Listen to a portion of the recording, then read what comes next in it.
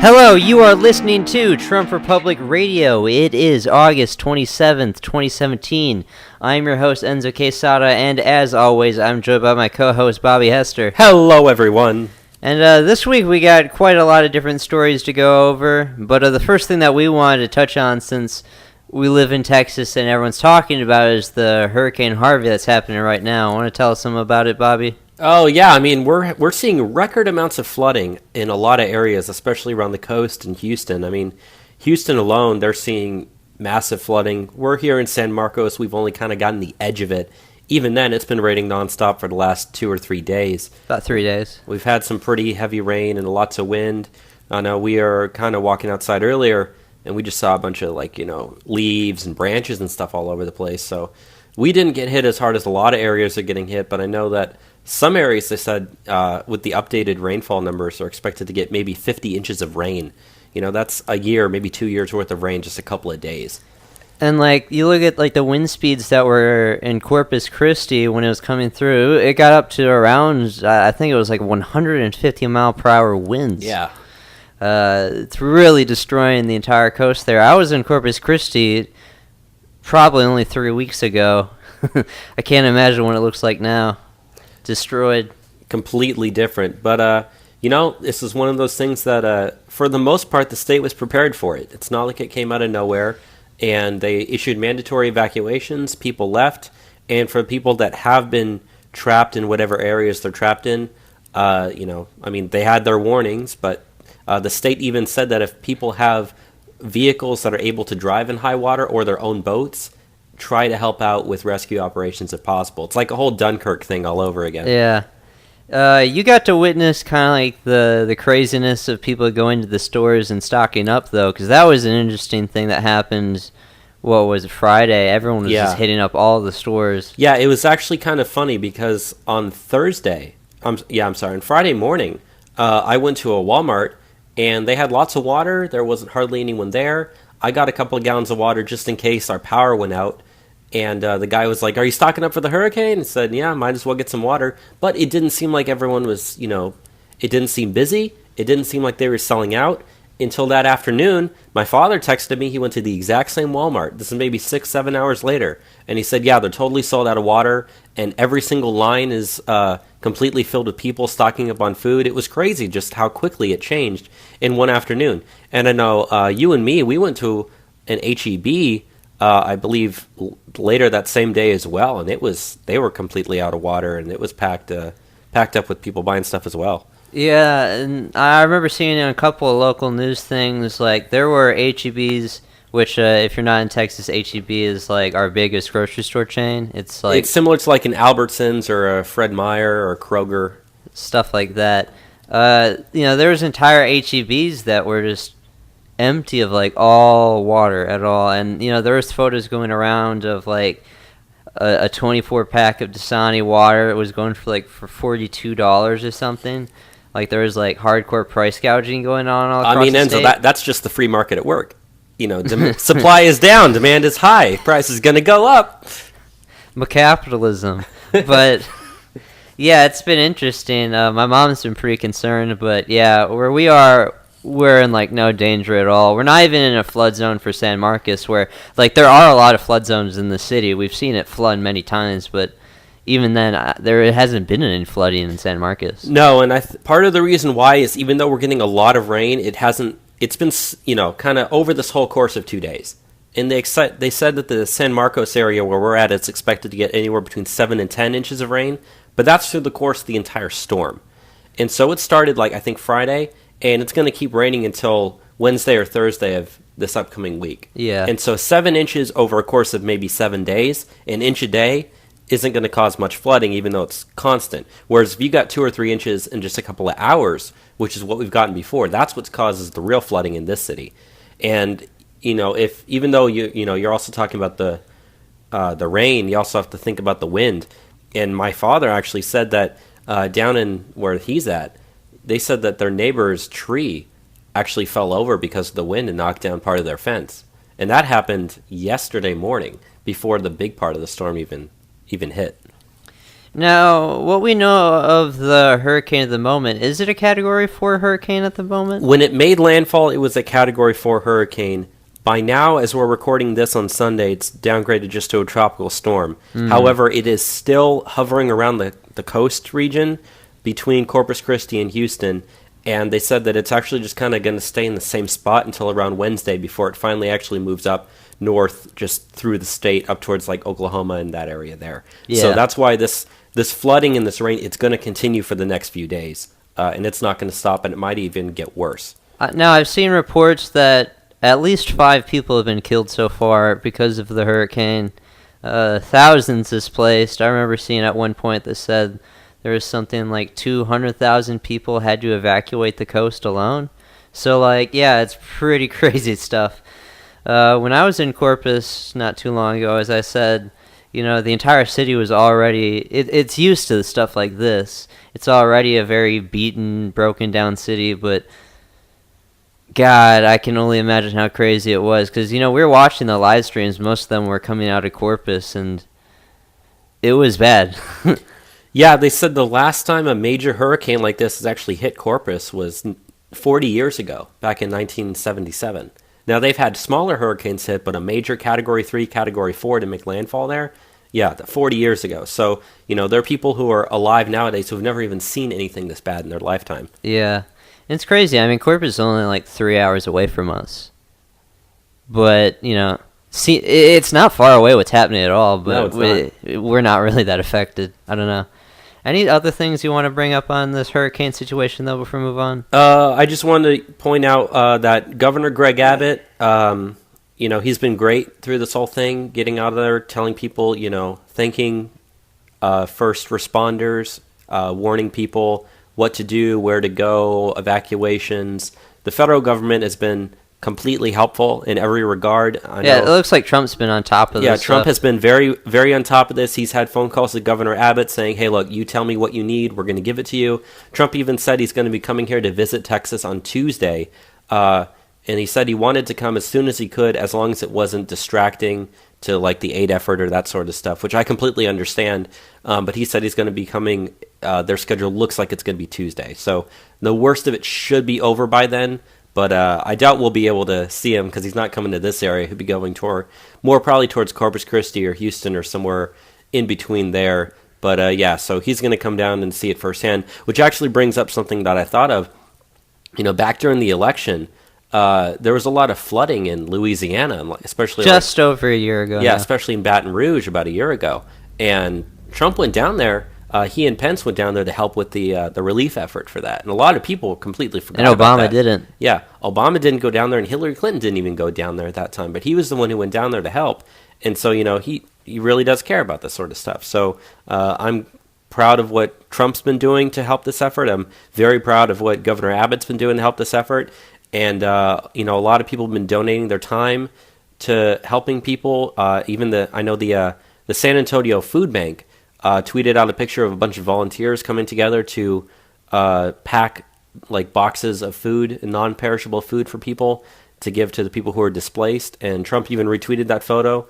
And so, you know, it's been going well in terms of the relief effort and people being prepared and helping one another. Yeah. Let's move on to the first big thing that we had happen this week. And that was Trump. He gave his speech on the situation in Afghanistan. Now, me and you both watched this live on TV when it happened. What did you think of the speech? Well, I mean, frankly, I don't like the fact that we're not leaving, you know, and I think you can agree with that part. Yeah. And we really doubted he was going to actually go up there and say, yeah, we're leaving, even though that's kind of what we wanted him to say. But overall, I'd say that, you know, even though I'm kind of not happy with the direction it's going, it doesn't necessarily surprise me. And there's been a lot of controversy, especially among Trump's base, as to what he said. A lot of them think he's always betraying them, that sort of stuff. Pretty much what changed out of that from previous strategies is, you know, he made the point, we're not focusing on nation building anymore. We're focusing just on killing terrorists. And a lot of people complain that, you know, when Trump was running, he ran on no new wars and get out of the wars that we're currently doing. And so it looks like, you know, we're not getting out of the current one as fast as we wanted to. But we're not starting a new one either. And what he's really doing is he's giving the people that are there more ability to effectively do their jobs. You know, you're over there to kill terrorists. That is what you're supposed to do, so do it. If you have, you know, different rules of engagement, apparently we're making it so that it's easier for them to actually engage the enemy. Gives more power to the people on the ground, less micromanagement from Washington, which has been a huge complaint for people over there the entire time we've been there. Again, you know, not propping up nation building, not propping up fake governments that we control, but putting also more pressure on other governments to rid their own countries of people who are supporters of Al-Qaeda or ISIS or any other terrorist groups that we are fighting over there. So pretty much what he's doing is he's saying, look, you know, although I'd personally like us to leave, I don't want to see a power vacuum happen in Afghanistan the way it happened in Iraq. And that's exactly what happened in Iraq. When we left, it created a huge power vacuum. That's part of the reason why ISIS was able to gain so much territory so quickly, is because there wasn't any troops there left to do anything about it. We shouldn't have gone into Iraq in the first place, but leaving the way we did made situations worse. And I hate to say it, but all those, you know, all the men and women that we sent over there, especially the ones who lost limbs and even the ones who died, you know, those losses were almost in vain because we got nothing out of Iraq. And leaving and just, you know, dropping everything and leaving would do the exact same thing to Afghanistan. And the point that I think Trump was trying to make was saying, look, as much as I'd like to leave, you know, we have to finish the job that we're there. You know, just leaving would make all those people that have died die in vain. We want to finish the job. We want to, you know, finish the job as quickly as we can, and then we can worry about leaving once it's actually done. So that's what I got out of it. Yeah. Another interesting thing that he brought up in the speech was he also targeted Pakistan as a haven for terrorists, right, and saying that Pakistan also needs to address the terrorism there as well, which I don't know how he plans to do so, but he notified that they're a problem as well. But yeah, I am not pleased at all with the stuff that's going on right now. You know, we've been fighting there for 16 years or so. Nothing's really happening, and now they're calling for a troop surge. I mean, what is it, like 6,000 troops are looking to go in? We currently have 8,400 troops there, and the number that's been thrown around is about 4,000, but they haven't confirmed that. I mean, Trump in the speech said, look, I'm not going to tell you how many we're going to send or when we're going to send them, so that's kind of all just speculation at this point. Yeah. I mean, at our peak in Afghanistan, I think we had like 30 or 40,000, so 4,000 more to 12,000. It's still significantly less than what we had before, even though I don't like the fact that we're sending more there. But not to really change the subject, but one thing I did kind of want to point out is that, you know, when Trump was running for office, he said, look, I want to finish the wars that we have there. I don't want to start new wars, but I want to finish the ones. So he's not actually changing what he ran on from his campaign. It's not like he's, you know, succumb to the globalist agenda or anything like that. He said it when he was running. He said, look, I want to finish the wars that we have going. I don't want to start any new ones. And this is just finishing the war, or at least setting a new strategy in order to finish the war that we currently have going on. Well, it's funny you say succumb to the globalist forces. I would contend that he has. Oh, I think he's having a lot of pressures being put on him. Yeah.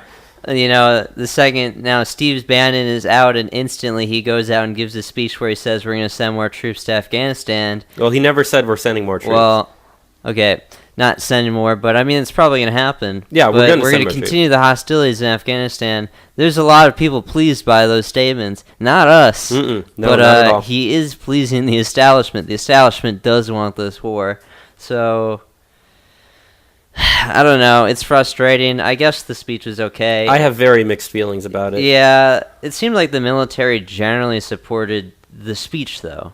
Yeah, you know, like I said, There's been some polling that come out that said that most do. So. Yeah, I mean, most military people, you know, even though I'm sure a lot of them don't exactly like the fact that we've been there for 16 years, what they also don't like is the fact that you're over there not doing anything.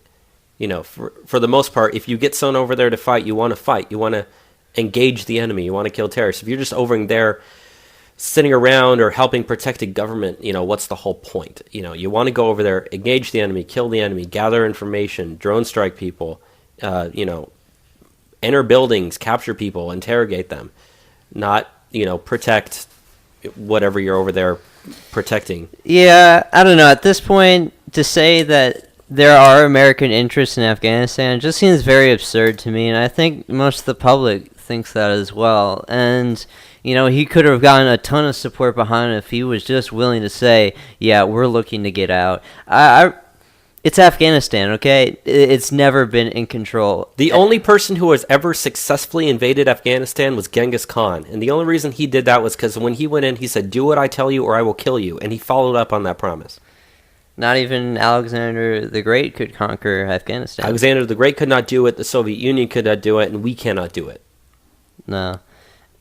It's a waste of time and a lot of lives and a lot of money. So, yeah, it'd be better to be done with it. But I don't know. I guess Trump decided not to, so whatever. I mean, I guess it's another one of those things where, I mean, if you give your people on the ground ability to do more stuff, who knows? 3 months down the line, you could say, hey, we've made a lot of effort. We can start pulling more troops out. We don't need this many. So I doubt that's going to happen, but you never know. So I have very mixed feelings about this. In general, I'm not happy with it, but yeah, it's a thing, I guess. Let's move on to the next big speech that they gave this week, though, which was the next day in Phoenix, Arizona. I know, Bobby, you watched the whole speech. Yeah. I didn't get to watch all of it, sadly. But did you watch any of it at all? I watched the first 30 minutes of it. Yeah, I was pretty excited to watch this one, and a lot of people had been complaining that he was even having it to begin with, especially after the fallout from Charlottesville and all that sort of stuff. But it was actually a really great speech, and it was so interesting looking at the stark contrast of Trump from his Afghanistan speech to Trump from his Phoenix speech. He seemed like almost a completely different person. He was regular Trump when he was in Phoenix. His Afghanistan speech was just kind of slow and boring and all that sort of stuff. It was much more teleprompter. Yeah, but this one, apparently there really wasn't that much teleprompter. There were teleprompters there, but he went off script a lot. And but I loved the Phoenix speech. I know we're going to talk about some of the things that actually came out of the Phoenix speech, especially the whole situation with Joe Arpaio. But no, it was great.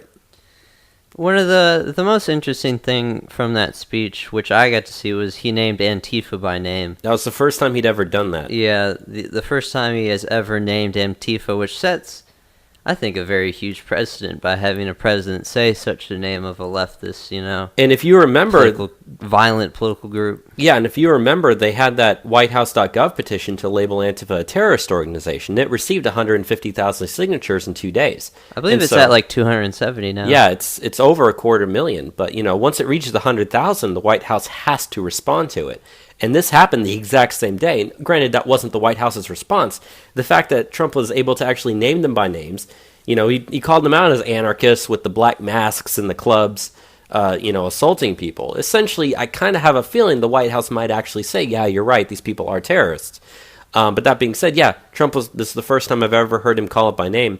And speaking of Antifa, they were expected to be like 25,000 protesters in Phoenix. I was hearing around that there were going to be a lot of Antifa to make a presence. There was hardly any at all. And the only major protest that actually happened was after the event was over and everyone left. There was a few Antifa they were there all night.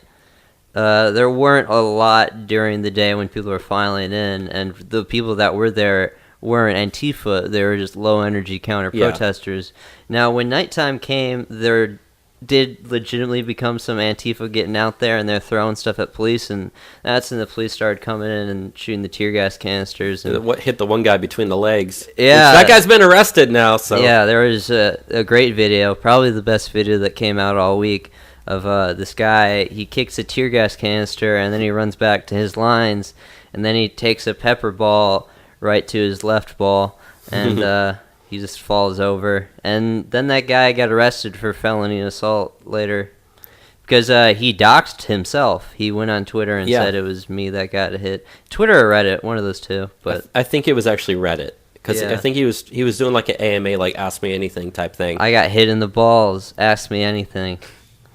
Did it hurt? I don't know. What were some other things, though, with the speech that you liked, Bobby, since you saw it all? He called out both Jeff Flake and John McCain, which are the two senators from Arizona. He called them out without naming names multiple times. He went on a kind of a big tirade about McCain kind of being the one vote that ruined healthcare. He just kept saying, one vote! And obviously everyone knew exactly who he was talking about. He said he didn't want to mention any names, which was funny because he was like, one vote.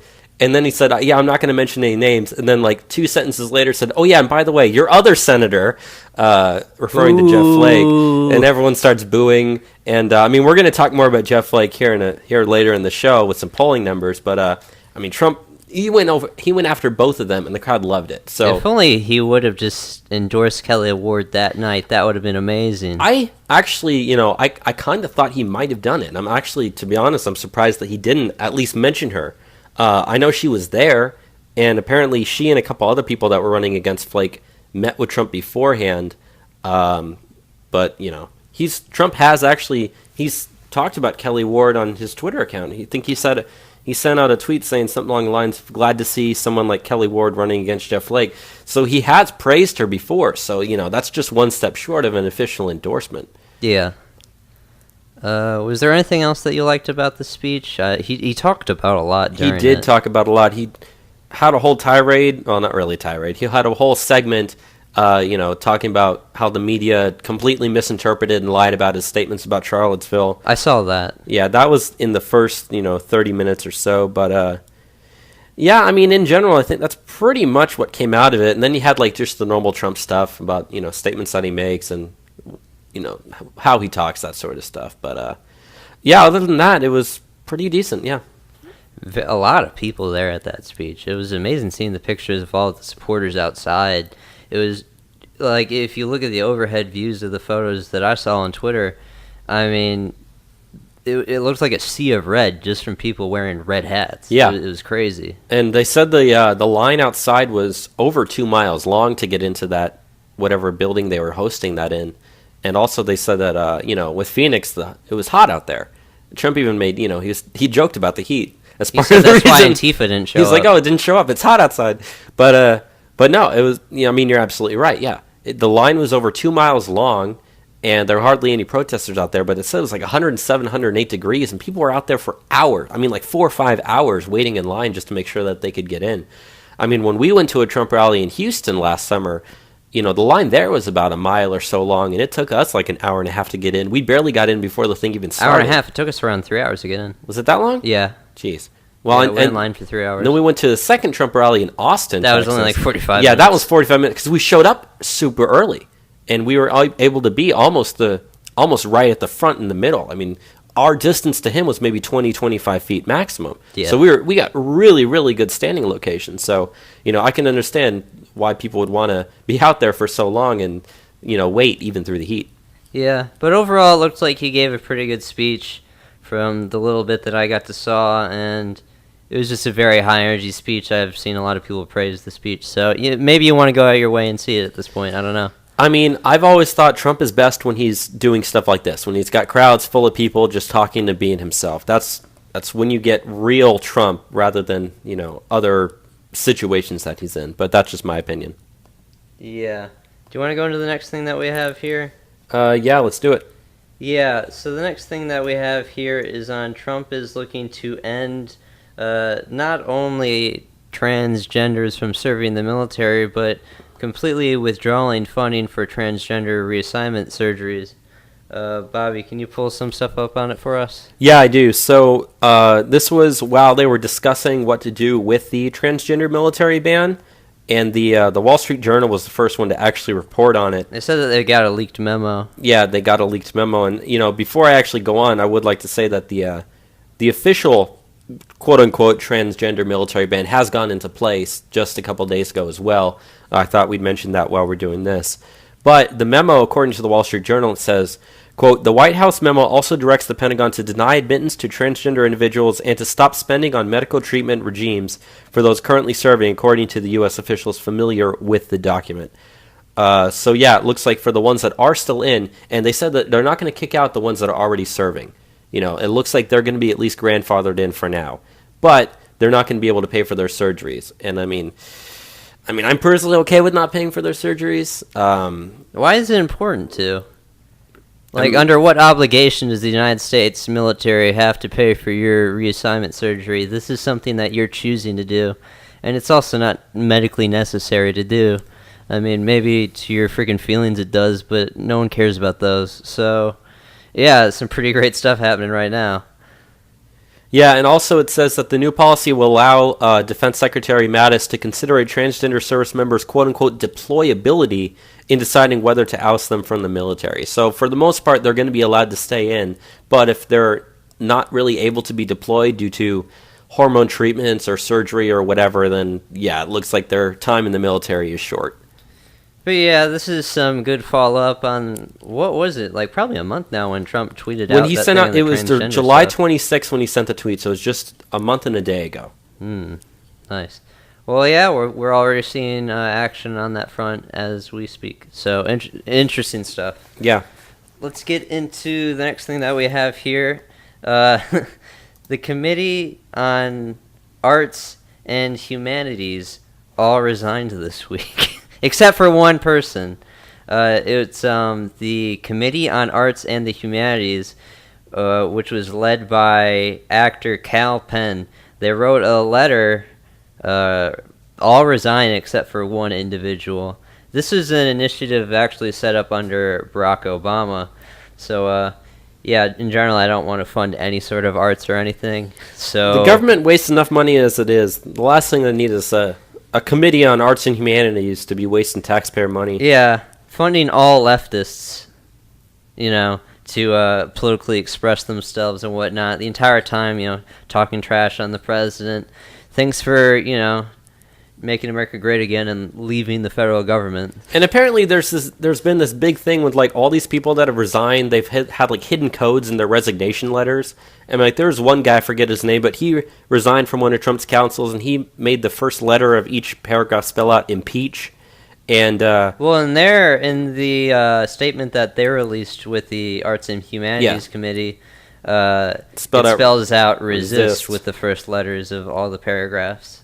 So take that, Trump. Yeah, you're being so edgy. I look at this. I spelled out a word in these paragraphs. Look, you stopped Donald Trump by resigning from your job. That wasn't important. Like, all you did was, like, make him not have to waste his time talking to you people. These guys are such losers. I hate the arts so much. And, like, I'm someone in college that's, like, involved in arts and stuff.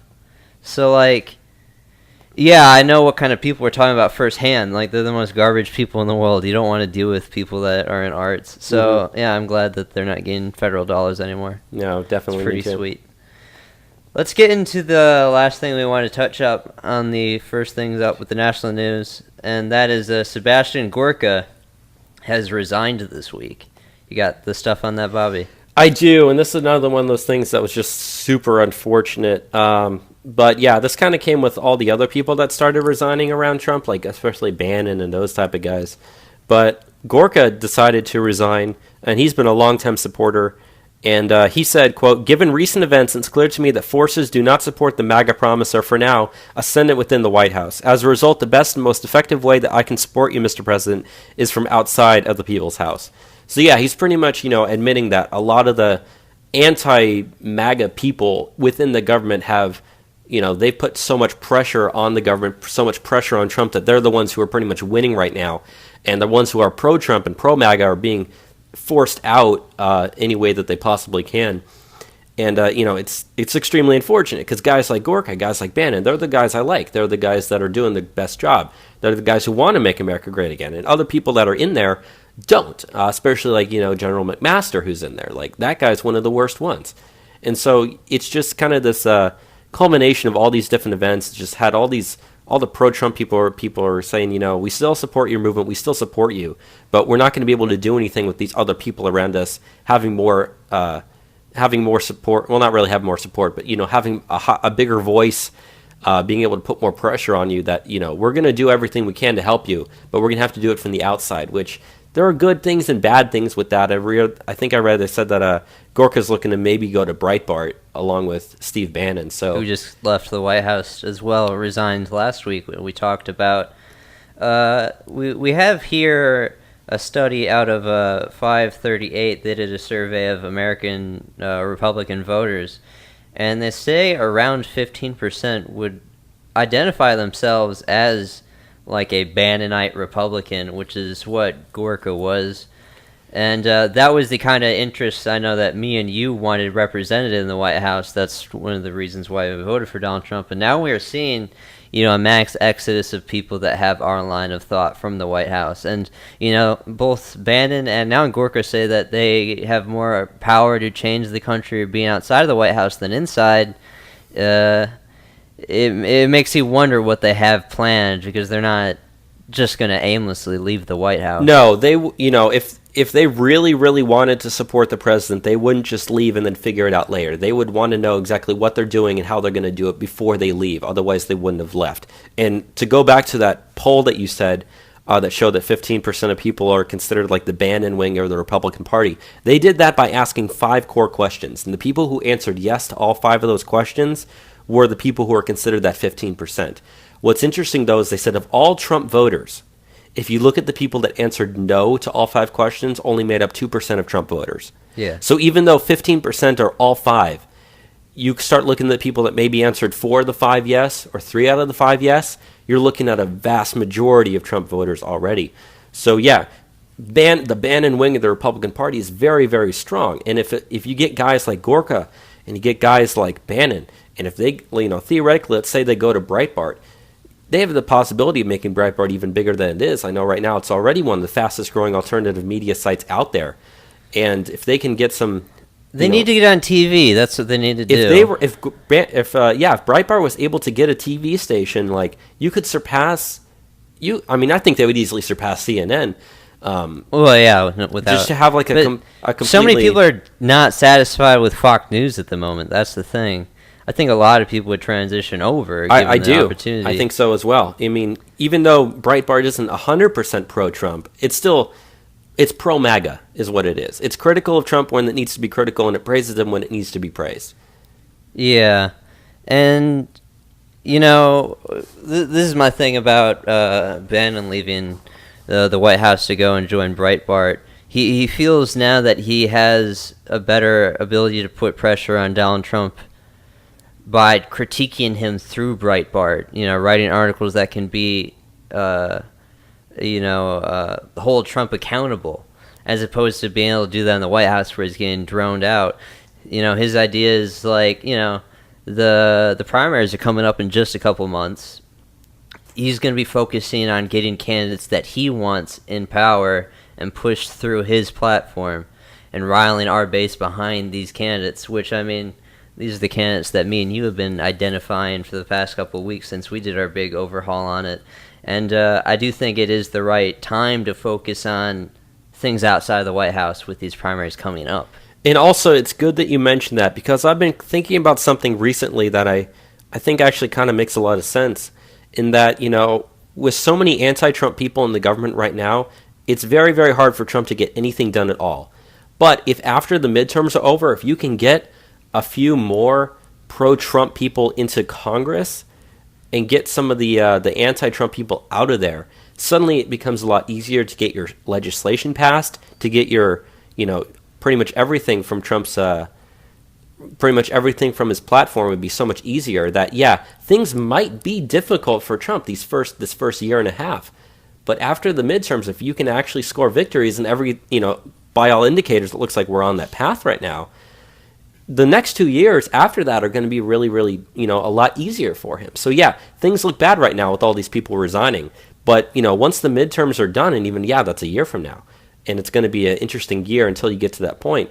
But even if things slow down in terms of what Trump's able to do, if you can, speed things up after the midterms, get some people elected, by the time 2020 comes around, people forget about what happened the first 2 years. They have short time. They have kind of short-term memory. They have short-term memory. They think about stuff that's happened recently. And if Trump's able to get a lot of his stuff done in the second 2 years of his first term rather than the first 2 years, he's going to be pointing to that. So, in terms of Trump's 2020 electability, I read a good quote that I think says, down but not out. I think it's one of the best ways to describe it right now. Yeah. I don't know. To the same extent, like Gorka leaving the White House is really bad for us. This is a very important individual keeping the White House. The last person now we pretty much have on our side that is a sort of Bannonite Republican is Stephen Miller. He's the last guy we have left. And he doesn't even have official position. Yeah. He's just a senior advisor. And people are calling for Trump to get rid of him, too. You know, they're going crazy over any of these guys that have any sort of, like, right-wing tinge in them. Yeah. Because you look at the rest of Trump's administration, it's not good as far as people that we want on our side. No, it's not. I don't know. We'll have to wait and see, but yeah, it's something that happened. I mean, yeah, I wouldn't be surprised. You know, I don't want to be one of those people that's like, oh, I wouldn't be surprised if this is all part of Trump's master plan. No, I doubt that. This is just no, I don't think bad this things is a part of happening. the Is what master this plan. is. But you know, and like I said earlier, do not think it is a coincidence that Bannon was pushed out of the White House and then he gave that Afghanistan speech after that. Okay, Yeah. You look at what Bannon was trying to do with Syria, trying to get us to stay out of that. You know, up to this point, he was trying to keep us out of Afghanistan. But the second that he's purged from the White House, he moves ahead with this. Okay, it's not a coincidence. No. Let's move on to some of the stuff on the economy we want to talk about, though. The first thing I just want to mention quickly, we can pretty much just state this, is Senate Majority Leader Mitch McConnell has said that there is zero chance that we are not going to be raising the debt ceiling when we come back from recess. yeah, I know.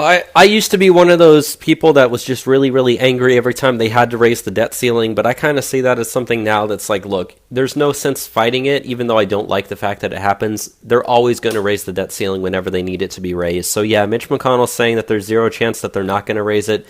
That doesn't surprise me at all. I figured they would raise it no matter what, so. Yeah, I figured that as well. What's the next thing that we have for the economy? The next thing is actually some good news. I know we've been talking about some bad news here recently, but the good news is tax cuts, or at least the odds of tax cuts actually happening, might actually be going up. And this is an article from CNBC that brings up a lot of good points, and I'll kind of summarize the points that it pretty much made. As you get closer to the midterms, there's a lot more pressure on Republicans in Congress to actually get stuff done. Yes. And tax reform is one of the big things that Trump ran on. That and building the wall.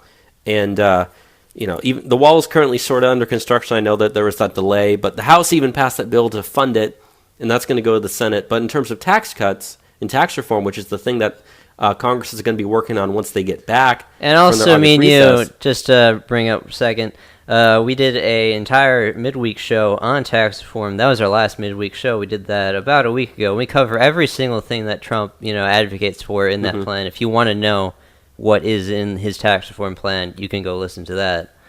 But anyways, the point that I was trying to make, and I'll just kind of get to it quickly, is that as these people, especially the ones that are in close districts that they could lose, the closer they get, the more they want to have a win with their voters. They want to look like they've actually got something done. The chances of them actually being able to pass it goes up. Because they're saying, uh-oh, I might lose my seat. I need to get this done so I can actually get reelected. I'm going to vote for tax reform. They'll look really good if they can do this. Exactly. And that's kind of the whole point that this is bringing up, is saying, especially as polling numbers are coming out, we got some polling numbers we're going to get to later. But, yeah, so that's pretty much what it was trying to say, is that the odds of it actually happening will go up. And I know you got Paul Ryan's going to try to impede this process every step of the way that he possibly can. He wants his own plan. Mm-hmm. That's what he stated. I know we all know that the Trump plan that the White House released is not what's going to be the final move. It's going to be some modified version that's kind of Paul Ryan's plan plus some other people in the Senate will probably push some things into it, and it's not going to be perfect. But what everyone kind of is on board right now is the fact that something does need to be done for tax reform, and it needs to be done quickly. And I do have a feeling that at least something will get done, whereas healthcare, nothing got done. So. And tax reform is our best chance to really help the economy, and that's why the stock market has been so receptive to all the news that has come out in regards to it. And also, bringing up the stock market, it's kind of been going down last week. Because of the instability in the country. Because of instability. But over the weekend, the Trump administration actually said that the people that they have working on tax reform have actually made a lot of progress on it. And when they released that information, plus this the CNBC article that we're talking about right now, those two things came out Monday morning before the market opened, and the market actually reacted very, very well. It was up like 150 points. So yeah, the market likes to hear that tax reform is at least being worked on and progress is being made. It doesn't like instability, and that's the number one thing that does cause it to go down is instability. Whether or not things are good or bad, just not knowing what's going to happen in the future. So yeah, that's pretty much all I have to say about that. Yeah. Let's get into these black unemployment numbers that we have up here for the Trump administration. This is something that I don't think people have ever really talked about. I've heard it recently, but definitely a very significant thing. And that is the black unemployment numbers in the United States are at an all-time low, lowest we've seen since 2000. You look at, compared to this time last year, the unemployment rate for black Americans was 8.4%, and now is down to 7.4%. The majority of this decrease taking place under the Trump administration. You got some more numbers on that, Bobby? Yeah, if you're wondering, that the exact Trump administration numbers was when he came into office, it was at 8.0%. Now it's down to 7.4%. So yeah, the majority of that decline did come under President Trump. And so yeah, they said that's the lowest level since December 2000, 17 years ago. And at its worst level ever was back in March 2010, was at 16.8%. So it's been coming down for a while, but you've seen a big increase the last couple of years, or like the last year, especially under President Trump. Now, it also points out that that under President Obama, there was a decrease in black labor force participation by 2.4%, a decrease in black teenage labor force participation by 2.7%, and poverty among black Americans increased by 1.6%, and brought down the median income from black households by 1.5%. And that's all under President Obama. So simply alone having the unemployment rate go down, and although, the way they calculate the unemployment rate isn't exactly perfect, but we have seen a rise in the labor force participation rate under President Trump of all Americans, and black Americans are included in that as well. And seeing as their numbers are smaller, you can look at the percentage increase. It's probably going to be a lot higher for them as well. So just in general, life for black Americans is getting better under President Trump.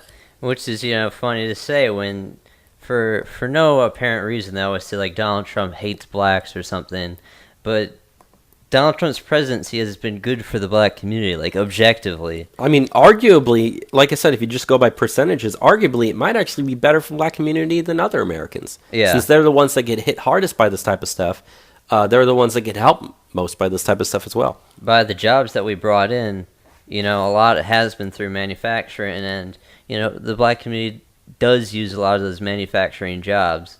So yeah, I don't know, stuff's been pretty good.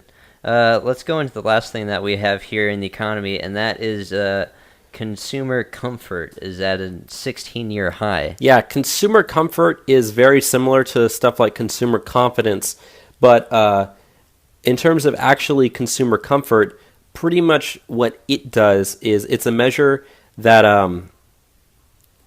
it's a measure of like the I'm sorry, I lost it. Oh yeah, I completely lost where I was reading. Yeah, but anyways, yeah, consumer comfort, which is very similar to consumer confidence, and this was data that was released on Bloomberg, said it's at a 16-year high. It also said that the weekly consumer comfort gauge climbed to 52.8, which is the sixth straight advance and the highest since August of 2001. It also has a measure of current views of the economy rose to 53.2, which is the highest since April 2001. It also has the index of buying climate increased to 46, which is the strongest since late May, which was 45.4. It also shows the personal finance gauge went from 59 to a 10-week high of 59.7. So pretty much, again, all these like consumer confidence type numbers that are calculated, those are all showing that the economy is still really, really strong. And, like I said, the market went down because of instability. But in terms of just general economic numbers, everything is looking great right now. And so that's why I side on the side that says that the market is not going to have a steep decline anytime soon, because although, yeah, there is a lot of instability, and let's say stuff comes out that shows that tax reform isn't going to get done, the market's going to go down.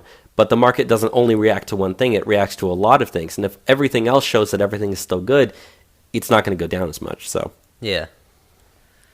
Let's move on to the stuff that we have in technology and science this week. We got 2 stories.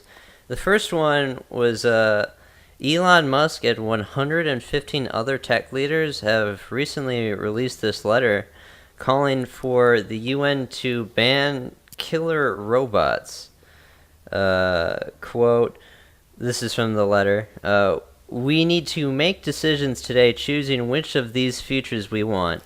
I strongly support the call by many humanitarians and other organizations for a UN ban on such weapons, similar to ban on chemicals and other weapons. They say in the letter that they believe that the threat that AI and robotics hold towards the humanity, that they could potentially in the future be new weapons of mass destruction. Do you have some words on that, Bobby? I agree. They also went on to say, unless people want to see new weapons of mass destruction in the form of vast swarms of lethal micro-drones spreading around the world, it is imperative to step up and support the UN's effort to create a treaty banning legal autonomous weapons. This is vital for national and international security. So yeah, I happen to agree with them because, a lot of people like to pretend that there's going to be some robot uprising in the future. I know you got a lot of science fiction movies that are about that. But this technology we have isn't too far away in terms of something like that potentially happening. But especially if the computers do become self-aware, which I actually kind of doubt that they will, but you never know. Who knows? The possibility of stuff happening because of that, you never know. So it's better to tackle an issue like this before it happens, however unlikely it may be. The thing is, how do you enforce such a thing? I have no idea. I have no idea either. I mean, do you write like a self-destruct code into every single robot that you produce so that if anything happens, you can just shut them all down? What happens if they discover that code? What happens if they try to erase them? Who knows? Or what if China wants to build a robot army? Yeah. Even if we have a ban, I mean, who's going to stop them? Who's going to tell them no? Nobody. So I don't know how feasible such a call is, but it is interesting that this is what a lot of people in the tech industry are fearful of at the moment. Yeah. And, if they're worried about that, then they're not worried about other things, which I guess is good. So I don't know where I was going with that, but, It's okay.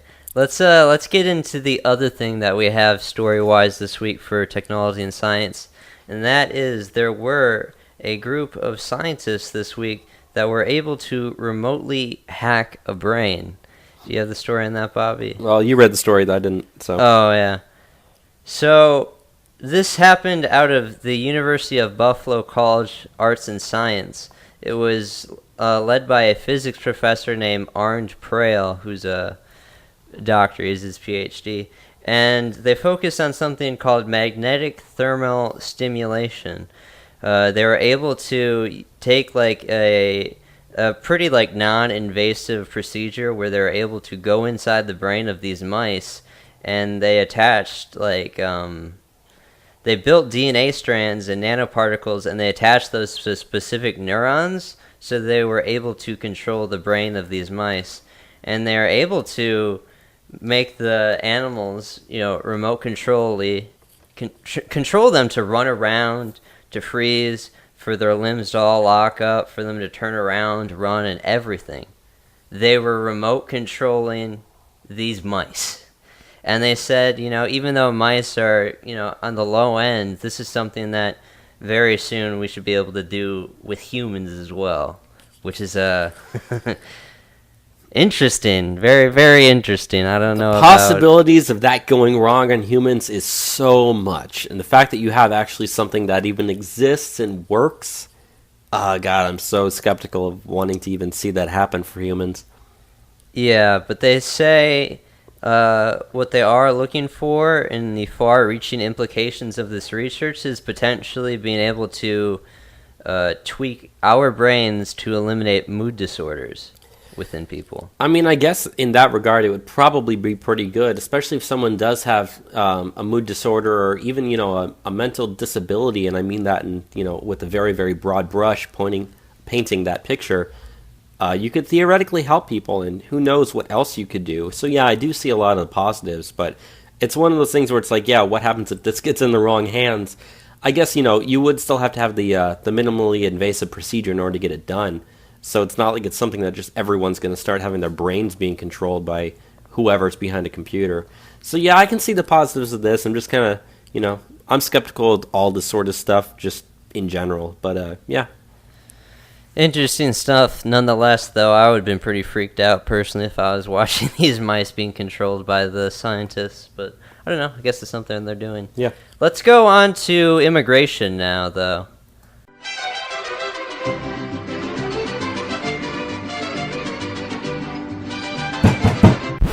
Open the door! Immigration! La migra, vamos, niños! This week in immigration. So the big thing that we have with immigration to start off with is Donald Trump, after his speech that he gave in Phoenix, has now pardoned Sheriff Joe Arpaio out of Arizona. You got the specifics for us on that, Bobby? I do. So first you have to kind of go back and look at what Joe Arpaio was even charged with to begin with. He was found guilty of criminal contempt of court for defying a judge's order to stop traffic patrols that allegedly were targeting immigrants. He was charged with the misdemeanor contempt of court for willingly defying that judge's order back in 2011 and prolonging his patrols for another 17 months. So he actually did acknowledge that he extended the patrols. So he pretty much pled guilty to a degree. But one of the biggest problems is that a lot of people were pointing out is that he never actually had a jury on his trial. I didn't know that until recently, but a lot of people think that it was pretty much just the judge going after him and not really giving him a fair trial. But yeah, at Trump's rally in Phoenix, when he was kind of talking about Arpaio, he said, "Does anyone here love Joe Arpaio?" Everyone starts cheering, and then Trump pretty much said, he said, "Yeah, Sheriff Arpaio, I don't think he's got anything to worry about at all. I'm not going to do it tonight because of controversy, but yeah, that pretty much he said it without saying it that he was going to go ahead and pardon him. I'm not sure how many pardons Trump has actually used as president. This is at least the first major one that he's done. Yeah. So, yeah, I guess in general I would say that I'm glad that he did it. I mean, I don't really think Arpaio did too much wrong. I like him. He did some really crazy stuff out in Arizona. Want to hear just some of the stuff that he was able to do out there? Let's hear it. Okay, so here are just some of the things that Arpaio did. Amongst his prisoners, he fed prisoners leftovers that were going to be trashed. And he only fed them vegetarian meals, except on the 4th of July when he'd give the veterans hot dogs. He issued the prisoners pink underwear. Veterans were also given segregated housing. He banned pornography. He set up his own in-house... Whoa! You said he banned pornography. That's obviously a violation of, what do you call it? The cruel and unusual punishment. We can't ban pornography for our inmates. That's terrible. That's terrible. Fine. That's fine. He set up his own in-house radio station that played patriotic music and educational material, which he used to, improve his inmates. And he did that for 4 hours every single day. He once bragged that the peak temperatures his camp reached during one particular summer was a measly 145 degrees Fahrenheit, and told the inmates, "It's 100 degrees and it's 120 degrees in Iraq, and the soldiers are living in tents, and they didn't commit any crimes, so shut your mouths." I love this guy. He instituted chain gangs. He made all the illegals in his prisons register for the draft. His website that he ran, he had a mugshot of the day where people can go on the website and vote for which one they thought should be at the top. And he also supported birtherism. So I guess that's cool.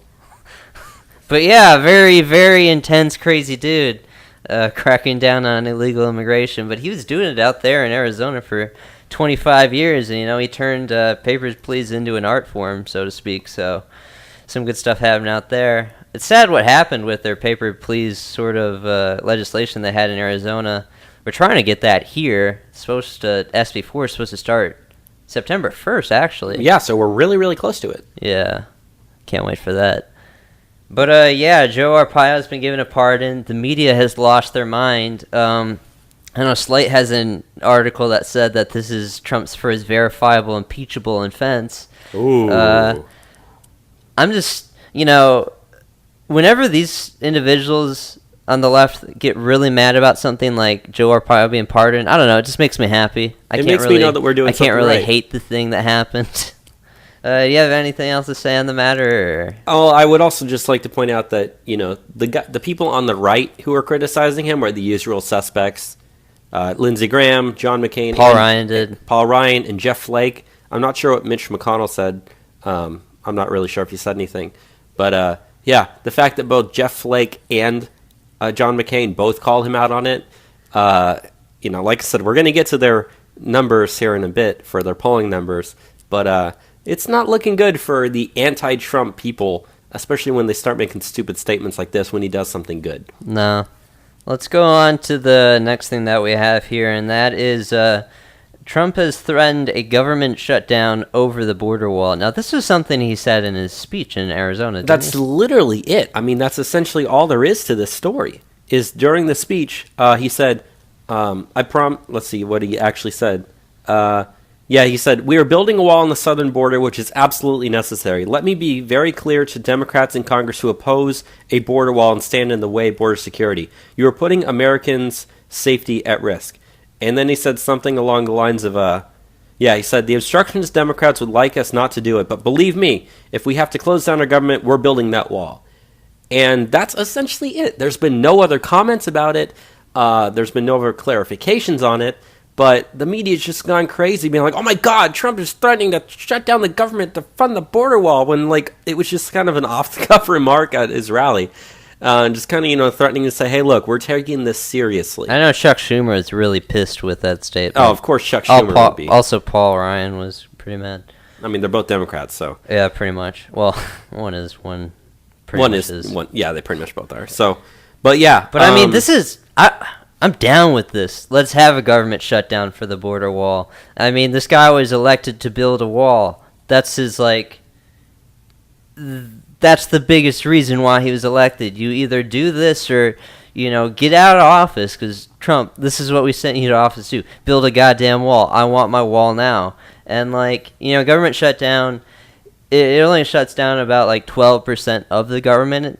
People don't realize, not everything's going to shut down if you do a government shutdown. Yeah, it's I can handle not going to the park for a day if I get to have a wall for the rest of my life. So, let's do this. Let's actually play hardball. Come on now. I know that there was the government shutdown back in October of 2013, which was kind of like a joke when you think about it. I mean, yeah. It was handled so terribly. It was blamed on Republicans unfairly. It wasn't our fault. But, look at back during President Reagan. There were 8 government shutdowns under President Reagan. No one seems to care about that. He was a great president. The economy did great under him. So it's not like this is going to, the left thinks that, if there's a government shutdown, that'll be the end of Trump, even though they think everything's going to be the end of Trump. When nothing ends up being the end of Trump, it only just makes him stronger. But yeah, hey, if you got to shut down the government to build the wall, you freaking do it, dude. And even then, it's not up to him. It's up to Congress. He's not the one who can shut down the government. It's really Congress that does that stuff. So yeah. So we'll have to see where that goes. But let's get into the next thing that we have here. And that is that it looks like Trump might be ending DACA next week. Now, you look at, we've already repealed DAPA, which is Deferred Action for Parental Arrivals. Now we're looking at DACA, which is the bigger of the two programs, which is Deferred Action for Childhood Arrivals. This is all the illegal aliens that were brought in by their parents as children to the country. And most of these, they're the dreamers, in other words. There's around about 2 million of them in the country or so. But yeah, DAPA and DACA are both unconstitutional. The Trump administration has said that because there's multiple states suing the government over DACA. I know Texas is one of them. I believe there's around 7. They said that they're just not going to defend this in court if taken to court. But yeah, there's just rumors going out at the moment that Trump might be all out repealing DACA right now. Now, I've also seen talk that the DACA might be in a sort of deal with the funding for the border wall, where we will give it an amnesty for the DACA in return for the Democrats letting us get funding for the wall. So I don't know. Oh, I don't want that. The DACA might be part of a deal. I don't want that. The DACA is a big problem. I mean, you give these people amnesty, they're going to be voting against us for sure. Forever. Yeah, forever. Their children will be voting Their against you children forever. will be voting against us. So we shouldn't do anything that's going to harm our interests. Obviously, we need to get rid of these people. They're here illegally. So, yeah, I'm pleased with Trump already getting DAPA out of the way, and I think he'll get DACA done, although the Democrats are really hard. They're very holding strong on to DACA. They care a big deal about this bill.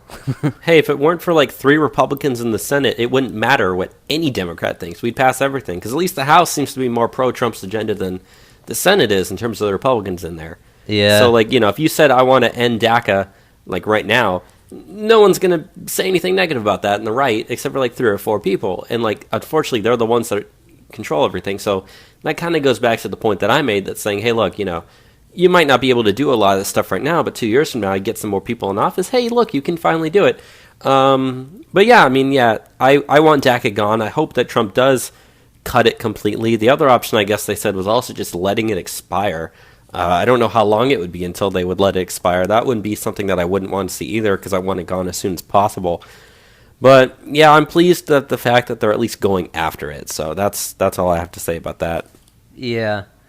Let's get into the next story that we have here on immigration. I know this is a story that you can tell us on, Bobby. Yeah. And that is there was an illegal alien who had been deported 15 times who is now on trial once again for drunk hit and run. Yeah, I mean, when we say drunken hit and run, that's literally what happened. He's been deported 15 times. He's now on trial. He hit a young boy in that hit and run. He was an illegal alien from Mexico, 39 years old, was drunk when he hit a couple and their 6-year-old son as they were driving home from Disneyland that day. So this happened out in California. He ran a stop sign, hit the family while he was driving drunk, blew 0.08% blood alcohol level. So yeah, he was legally drunk at the time. And yeah, that's essentially what happened. So he's finally on trial, and obviously, you know, we're probably going to end up deporting him again. But what's even worse is this kind of brings up California's laws in this regard. In California, illegal aliens are allowed to register and obtain driver's licenses. And a lot of the open borders people over there in California have pushed the initiative on the basis that they would make their roads safer. Yeah. Well, obviously not if you got one of them driving around drunk. To counter that, they say, well, yeah, but Americans drive around drunk too. And they say, yeah, well, even if Americans do, that's our problem. Why do you want more people doing that? Obviously, I don't. But, you know, we went over an article several weeks ago, maybe a month ago, that over 1 million, or around 1 million illegal aliens in California now have driver's licenses. Yeah. But they said at the time of this incident, he did not have a driver's license either. So this guy was driving drunk, without a license, illegally in the country, in a hit and run, and hits a 6-year-old boy. Like, yeah. He's been deported 15 times already. This is the type of person who should not be here. Yeah, at all. Most definitely. Get out of our goddamn country, you freaking drunk asshole. Ugh. They're not sending their best. Not sending their best. We should send them back. Let's go on to the next story that we have here, which is also a story I know you wanted to touch on, and that is there's new vetting for foreign nationals seeking entry. Yeah, and this kind of sort of has a little bit to do similarly to the DACA situation, but whereas that's talking about illegals, this is talking about legal immigrants. And I know we've talked about the RAISE Act and how that would cut immigration, but this is similar to that but different. Pretty much what it's doing is it's procedures they're vetting procedures conducted by the State Department of foreign nationals that are trying to come to the U.S. But pretty much what they're doing is they're having new guidelines that are being set. A lot of it has to do with student visas. And what they're doing is they're now going to refuse student visas to any foreign nationals who show no evidence or plan of returning to their native countries after they graduate. which is also a big problem that we have as well, is that these people come over here in a student visa and they don't leave. The overstays, and then we have no system to clock when they are overstaying and when to go get them. A lot of people that are here illegally in this country are visa overstays. Actually, the majority of people in the country illegally are visa And that's overstays. exactly, and that's also what this goes after, is this order also helps enforce federal immigration law that requires non-immigrant visa holders to leave the U.S. after their visa has expired. So that's pretty much the basics of what these new vetting procedures are going through, which I think is absolutely great. I mean, if your visa expires, you should be out of here. And also, if you're a student who's coming over here to study under a student visa, you need to go back home when you graduate. That's the whole point of getting a student visa is, you shouldn't be staying over here. You should use that education that you get here, help make your own countries great again, Or for once or something. Yeah, exactly.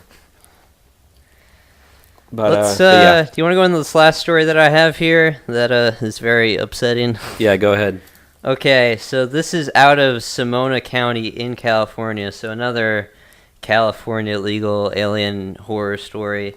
And in this story, an individual by the name of Neri Israel Estrada Margos was released from the authorities, and ICE was only giving 16 minutes notice before they released him. And this guy, he initially was arrested for domestic battery against his girlfriend, Veronica Ramirez. They let this guy go. As I said, the sheriff only gives ICE 16 minutes notice that we have an illegal alien here for you to pick up.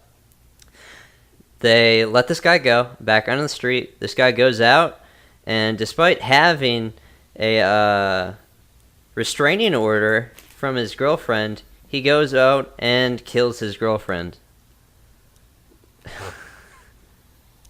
This is what happens when you have government officials that won't cooperate with ICE. We get affected, us American citizens. We're the ones that had to pay the price for this negligence. And Sonoma County is a sanctuary city. They have sanctuary cities there. So, that's why they did it. They wanted to do the bare minimum that they said that they could get by. And, they interviewed the sheriff, and they said, we gave them notice. We gave them the release date and time. Sometimes ICE doesn't pick them up. Sometimes they pick them up. Sometimes they don't. But according to ICE, they would have needed to travel 60 miles to Sonoma County to pick this guy up. It would have taken them 90 minutes. But they said that, the kind of situation where they have only 16 minutes notice is a common experience for them. So this is just what happens in these sanctuary cities, The government's going to leave you up for dry, and they're going to let murderers, onto your streets. It's insane. Really crazy story.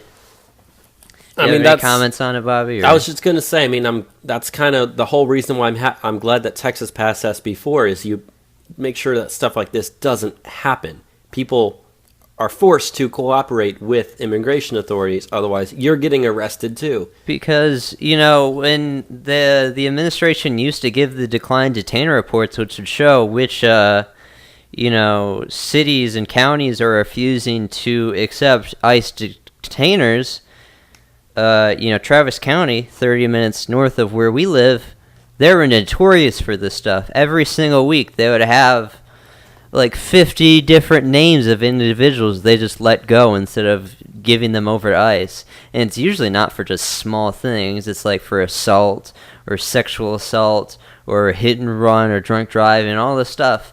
And if you live in a sanctuary city, your government officials are just letting these types of individuals out on the street instead of deporting them. They don't care about your safety. It's about them first. And I don't know why, but it's disgusting. Let's get into some of this elections number stuff since we want to get into this. Well, yeah, this is actually an entirely new segment that we're adding to the show. It's just, as the 2018 elections are getting closer, pretty much everything we have to do that talks specifically about the 2018 elections is going to go here. So yeah, that's going forward. We will be having this as a segment on the show. We want to keep you up to date every single week heading up to these elections. And we've already started the process. If you've seen our midweek of the preview of the primaries and midterms for 2018, we go very, very in depth on that show. I thought it was a good show we did.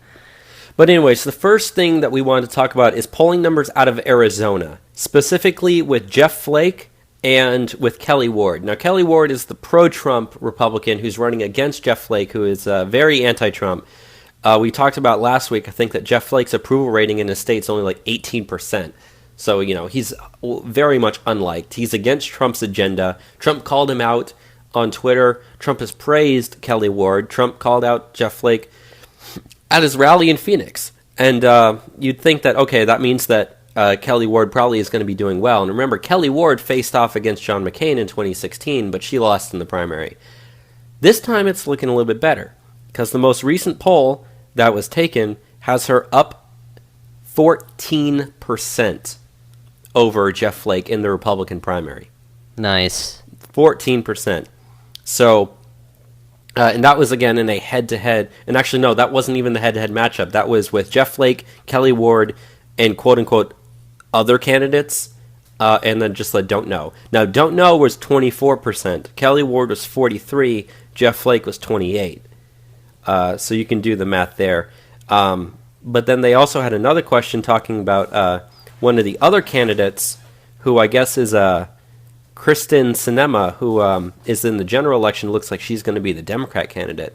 And it has him, Jeff Flake, losing to her by 8 points.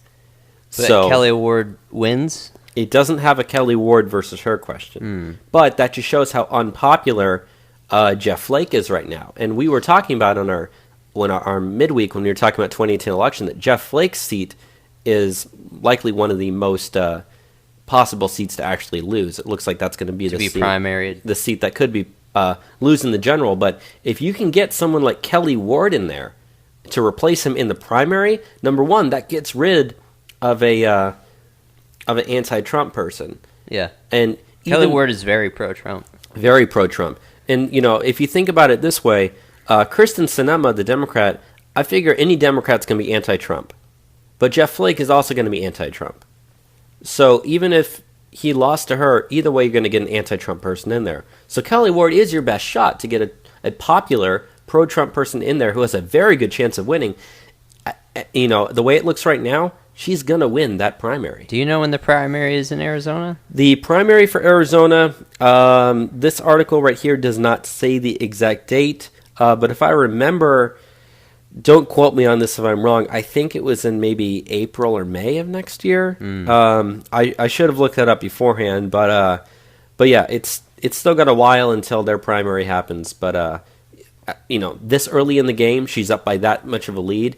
And she just narrowly lost to McCain. Very, very narrowly, right. And so with the 24% that say don't know, that's the 24% to focus on. She's already at 43.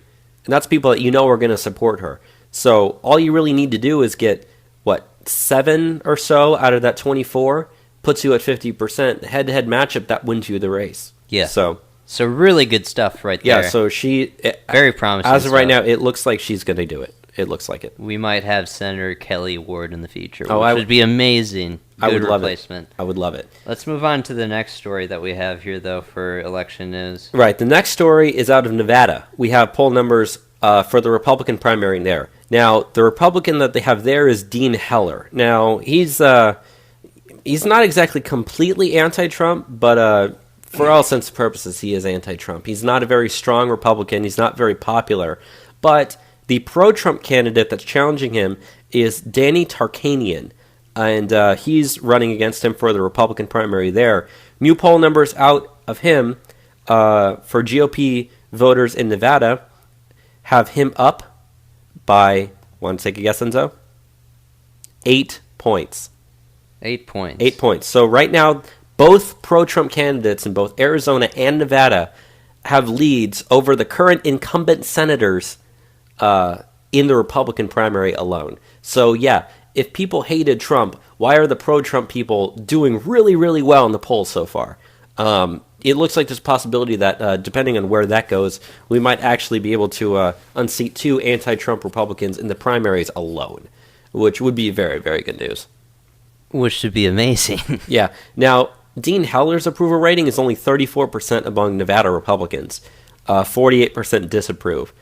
And, yeah, so that's pretty good. It currently has Tarkanian at, let's see if I can find the exact number here where it was. But yeah, anyway, so that's pretty much what the numbers are right now. So Tarkanian's looking really, really good against Dean Heller. Yeah. Let's go into this Bob Menendez story that we have out of New Jersey, though. This is very interesting stuff as well.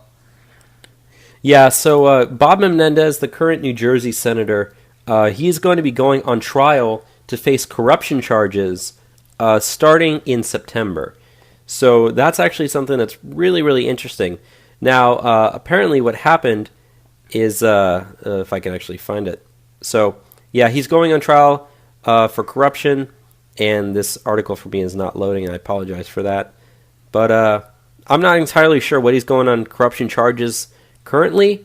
But they said that currently they've got the jury selected, and the cable networks have been completely quiet about it. You know, you'd think that if a sitting U.S. senator is going to be facing a corruption trial, that would be big news. But no, he's a Democrat. He's a Democrat, so the news doesn't care at all. They're just trying to go after, like, you know, Trump more, and that's all they like to talk about. Yeah. So this should be a big story.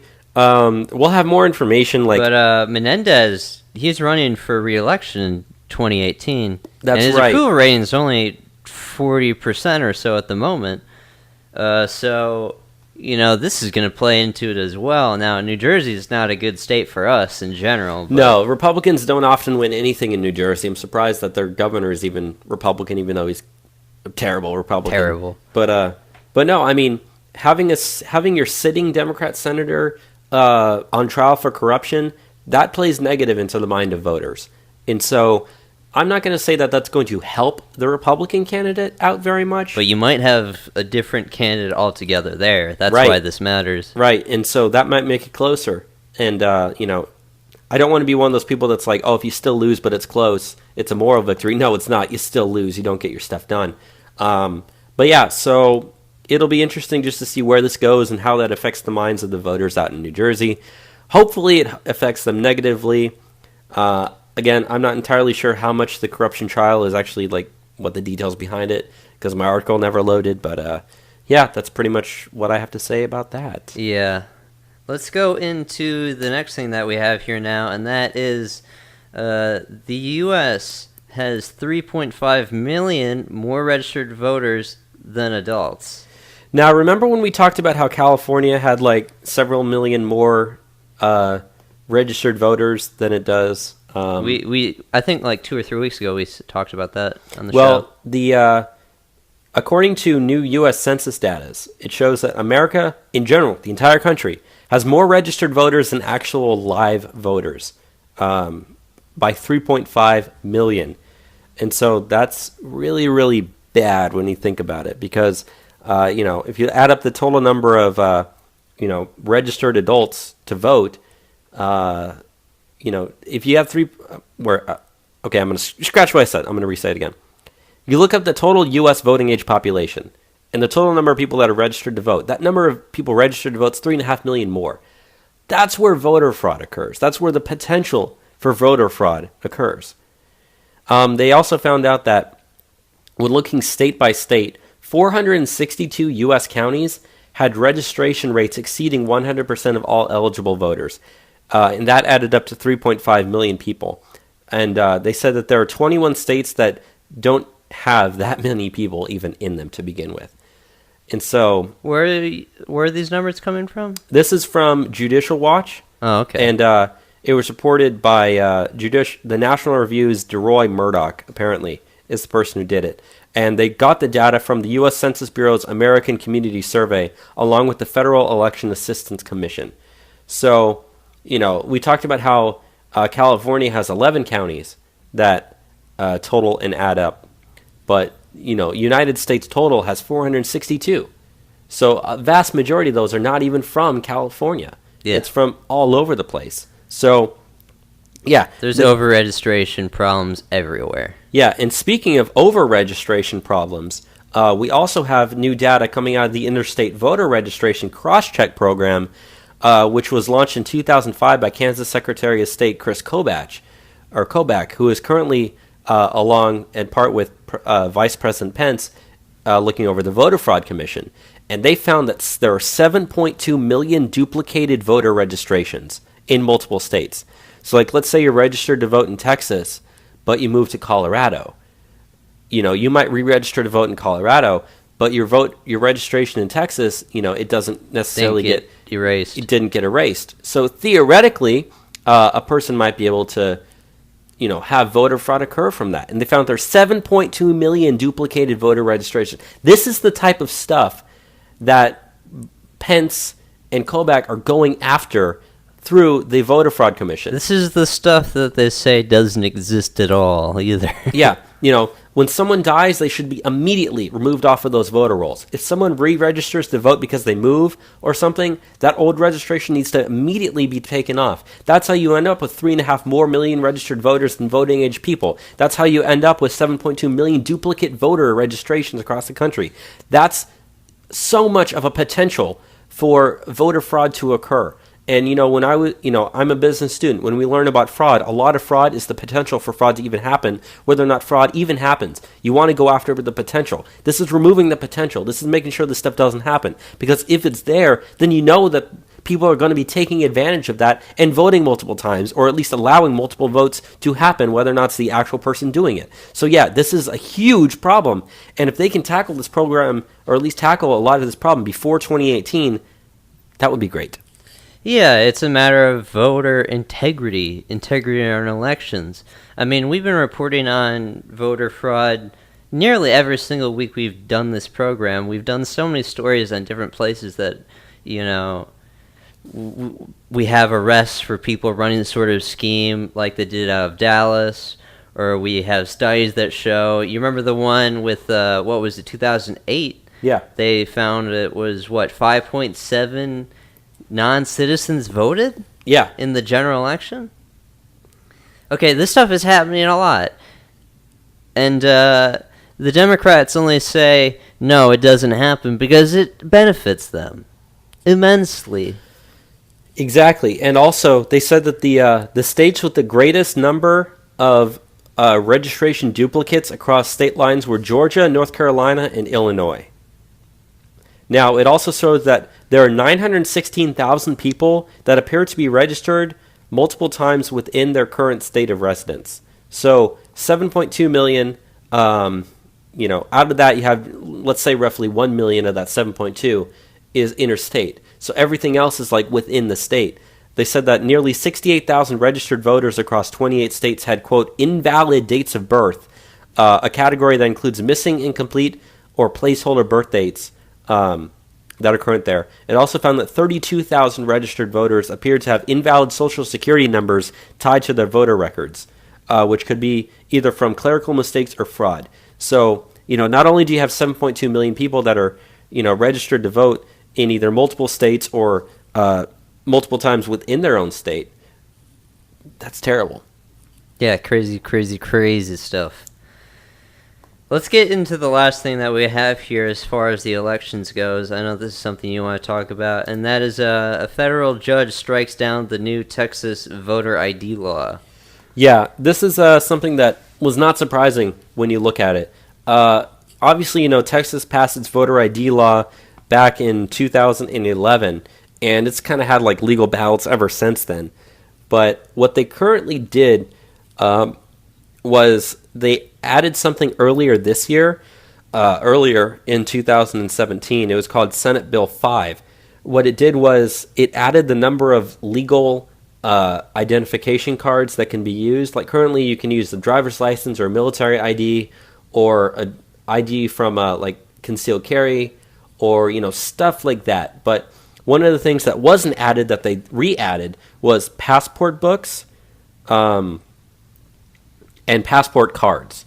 Those were the two things that they added because they said, you know, those are some of the things that when they quote-unquote struck down the law the first time, they said, look, you need to add this. So they added it. And now it's gone back to court, and the judge, who is a U.S. District Judge Nelva Gonzalez Ramos, she rejected it, even though it's constitutional. They did what the court told them to do, and not only that, but when the court struck down the law 3 years ago, it was the exact same judge who did it. If that doesn't tell you how the legal system works for the left and the Democrats who decide to file this stuff in court, that's the reason why they file everything in the Ninth Circuit Court of Appeals, is because it always votes left. There's a reason why this ended up on the exact same judge's desk. It's because she was the one who struck it down before. She's the one who struck it down now. Now, obviously, the state's going to appeal it, and it's going to go higher, and it's going to get, it's probably going to get allowed because they did what the court first told them to do, saying you need to add these extra 2 things to it. Fine, they added it to it, and now they say they struck it down again. That's bullshit, in my opinion. So, yeah, it's crazy that we even have to fight to have some sort of verification of identity in our elections. That should just be a given. Okay, I don't want people voting if I can't even know who they are. It should go without saying. If we know that there's millions of non-citizens voting, we should figure out if people are freaking citizens when they're voting. Not only that, but one of the reasons why she decided to strike it down is because she said that the criminal penalties that Texas attached to lying on the affidavit could have a chilling effect on voters who, fearful of making an innocent mistake in the form, simply won't cast a ballot. Now, the way it currently works is if you have absolutely no way to identify yourself, which, you shouldn't be voting it to begin with. Yeah. But if you show up there with no way to identify yourself, you pretty much have to sign a form saying, I am this person, and by law, I promise that I'm not lying on any of these forms, blah, blah, blah, blah, blah.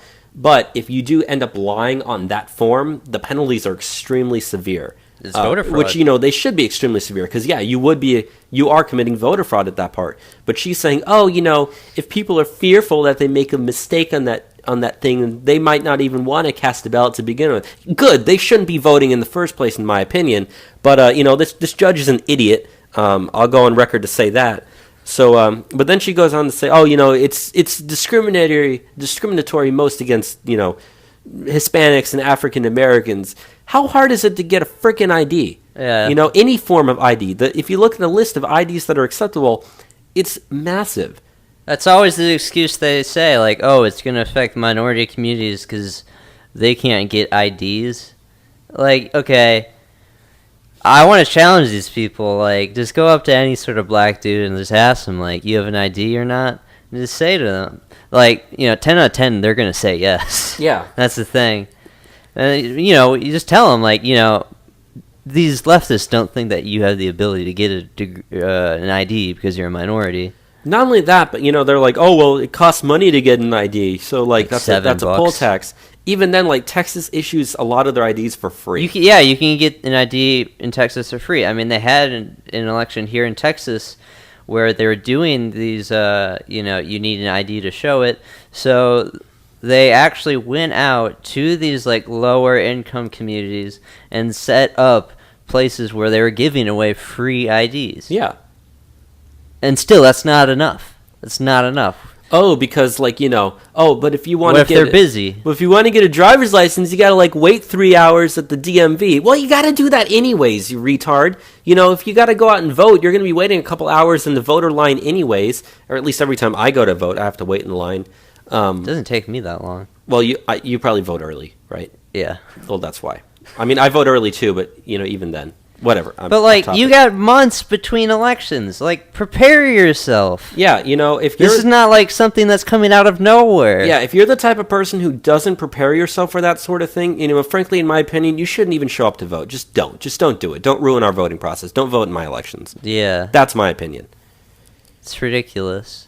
I don't want your opinion if you're that type of person who's not going to put in the effort to do that, That's how we end up with shitty candidates. Be prepared when you go to the polling booth. When I go to vote, I already know who every single person I'm voting for is, okay? I sit down and, go through all this stuff. I have my ID. I'm ready to go. I'm already registered. I get there and I vote. Isn't that just what everyone should be doing? Apparently not. Apparently Texas not. Democrat Party. Apparently not. So stupid. Let's get into the rest of the national news stories that we have for the week, though. Yeah. The first one is very explosive, so we're going to go over that one first. Yeah, so Apparently, a man was arrested for trying to blow up a Confederate monument at a statue in Herman Park in Houston, Texas. Is that the Robert E. Lee statue in Houston? It was a statue of Confederate Lieutenant Dick Dowling. Oh. And they said that apparently he decided to make a small bomb. Park rangers spotted him kneeling in the bushes by the 112-year-old statue, and apparently one of the park rangers asked if he was trying to harm the statue. The other park ranger said, yeah, it looks like it. And then they went after him. They arrested him. It's 25-year-old Andrew Schneck, which apparently set off a 2-day operation by law enforcement that forced the evacuation of Rice University because of the fact that they had that bomb threat there. So, like, you know, that's how crazy the left is getting to these days and wanting to tear down these Confederate statues, that they're making fucking IEDs trying to blow up the statues to begin with. Like, these people are completely mentally insane. Like, the statue hysteria in this country is like peak retard. Like, it is insane. Like, there's no thought behind it. They're just destroying anything that's old and like has to do with like old white people. Like, they just hate them so much. yeah, and you know, we have another story here that we have listed down below. I'm actually going to go ahead and read it right now. Yeah, you might as well. But just to talk about how this mass hysteria is going on, this is a story that kind of blew up earlier. blew up. But there's an ESPN announcer. He's an Asian man named Robert Lee, and ESPN pulled him off of the University of Virginia games. He was their announcer just to avoid offending people. The guy is Asian. His name is Robert Lee. Lee is a common last name in lots of but Asian it's too cultures. close to Robert But E. because Lee. Robert Lee is, like, you know, the name of Robert E. Lee, who was a Confederate general who, like, you know, even though Robert E. Lee did not support he didn't support slavery, he didn't support secession, he fought for his state. If anything, he should be like the one person you'd want to keep up. But no, yeah, he's like the least egregious of like, Civil you know, War if you want to, you know, generals. if you're trying to say, oh, this guy supported slavery, that's one thing. Robert E. Lee did not even do that. He didn't support slavery. He didn't support secession. The only reason he fought for Virginia is because he fought for his state of Virginia. Like, he didn't want to fight against his state. That's an honorable thing at that time period. He was a, you know, because he fought in the Mexican-American War, and he was like a highly sought-after general by both sides. I mean, he almost fought for the Union. Very much. And they even personally went to him to lead the Union Army. Like, you know, that's talked about a lot in movies nowadays. But yeah, that actually happened. They went to him personally saying, we want you to lead the Union Army. And he said, sorry, I can't fight against Virginia. And so he went and helped the Confederate Army. Like, yeah, you know, Robert E. Lee should be celebrated. I always celebrate Robert E. Lee. He's an honorable man. Like, Yeah. he is like, he was extremely beloved by everyone under his command. He is one of the greatest generals in American history. Exactly. But even having a name similar to him is controversy. Not only that, the guy is Asian. He's Yeah. not even white. Like, you're discriminating against a person just because of their name. God, the mass, like you said, the mass hysteria regarding Confederate statues is becoming to the point where, like, It's not even just Confederate statues, though. I mean, do you want to go down to the Revolutionary War one that we have here? Yeah, might as well just skip around. Yeah, we might as well just skip around and go down to it. But yeah, there's another statue. I'll just go ahead and read it. But Crawford County, Ohio, they have a statue of Colonel William Crawford, who fought in the American Revolution and the French and Indian Wars. Someone went up and they beheaded the statue. Like, the statue was just sitting there at the courthouse, and they took the head off, like, in the middle of the night or whatever. Like, the guy didn't even, like, you know, God. He didn't fight in the Confederacy. He fought in the American Revolution, the French and Indian Wars. Jesus Christ. But they don't know any better. It's just a statue of an old white guy, so they gotta destroy it. That's as far as their thinking goes. They just look at themselves like, oh, I don't look like that guy. That's old and of the past. It's time to destroy the past. Let's destroy it. You know, it's like peak communism. This is what the Bolsheviks did in the Soviet Union. They just started destroying any sort of like old iconography. You look at what the communists in Spain did during the Spanish Civil War. They were just going around and destroying all their old history, all their old monuments, destroying churches. You look at what's happening in South Africa right now, you know, amongst the genocide of white farmers. You know, It begins with statues. They started destroying all the monuments of Cecil Rhodes in South Africa. They were going after all these monuments because they hate the people that these statues represent. So they want something that they can go after. And I don't know. It's just crazy at the moment. I don't like it. And, we went over numbers last week. They have surveys on how people feel about these things. Around 75% of Americans agree that the Confederate statues should just stay up. Only a vocal, 20%, want them down. Yeah, and unfortunately, that vocal 20% is the ones that actually go out there and start doing stuff. I mean, frankly, if you passed a law saying if you see someone defacing any public statues, use force against them, that should be what happened. At some point, you have to stop these people from doing what they're doing. That's what needs to happen. You can't just let people go around and commit vandalism, trash your statues, tag. I heard that even the Lincoln Memorial got spray painted. Yeah, it did. That's how insane these people are. I'm just going to say, these people do not represent American values. And frankly, I don't even want them here, even though they're legal citizens. I would deport them too. No, our American history is directly under attack as we speak. And, the left is just fine with it because, these things represent hateful things. But, we were talking earlier, Charles Barkley was asked about, the Confederate monuments. And he said, I've never even really thought about it. It doesn't affect my life. These statues don't. Okay, in Baltimore, they just took down a bunch of statues. In the middle of the night. Yeah. Do you think that fixed Baltimore? Nope. Because you look at the crime rates in Baltimore right now, they're going up. It's really bad at the moment. But, we got to tackle the big problems like inanimate statues. That have been there for 100 years. Yeah, it gives these stupid politicians that aren't going to fix their communities, that keep on scaring away their tax bases with all these high taxes. It gives them something to show that they're doing something, so they take it out on our history. Yeah. And I know that we don't have an article here, but there was an article that I read earlier that said that there's a Confederate statue on the campus of the University of North Carolina, and the president of that university actually said that they're not going to be tearing it down. So at least that's one small victory. But yeah, just in general, the mass hysteria that's going on is just absolutely incredible. And it's going to boil over 10 times more. And I think it's really showing a lot of just your average citizens how crazy the left has gotten incubating under, the Trump administration, this soft civil war that wants to erupt, but, hasn't. It's really showing people how dangerous these freaks are.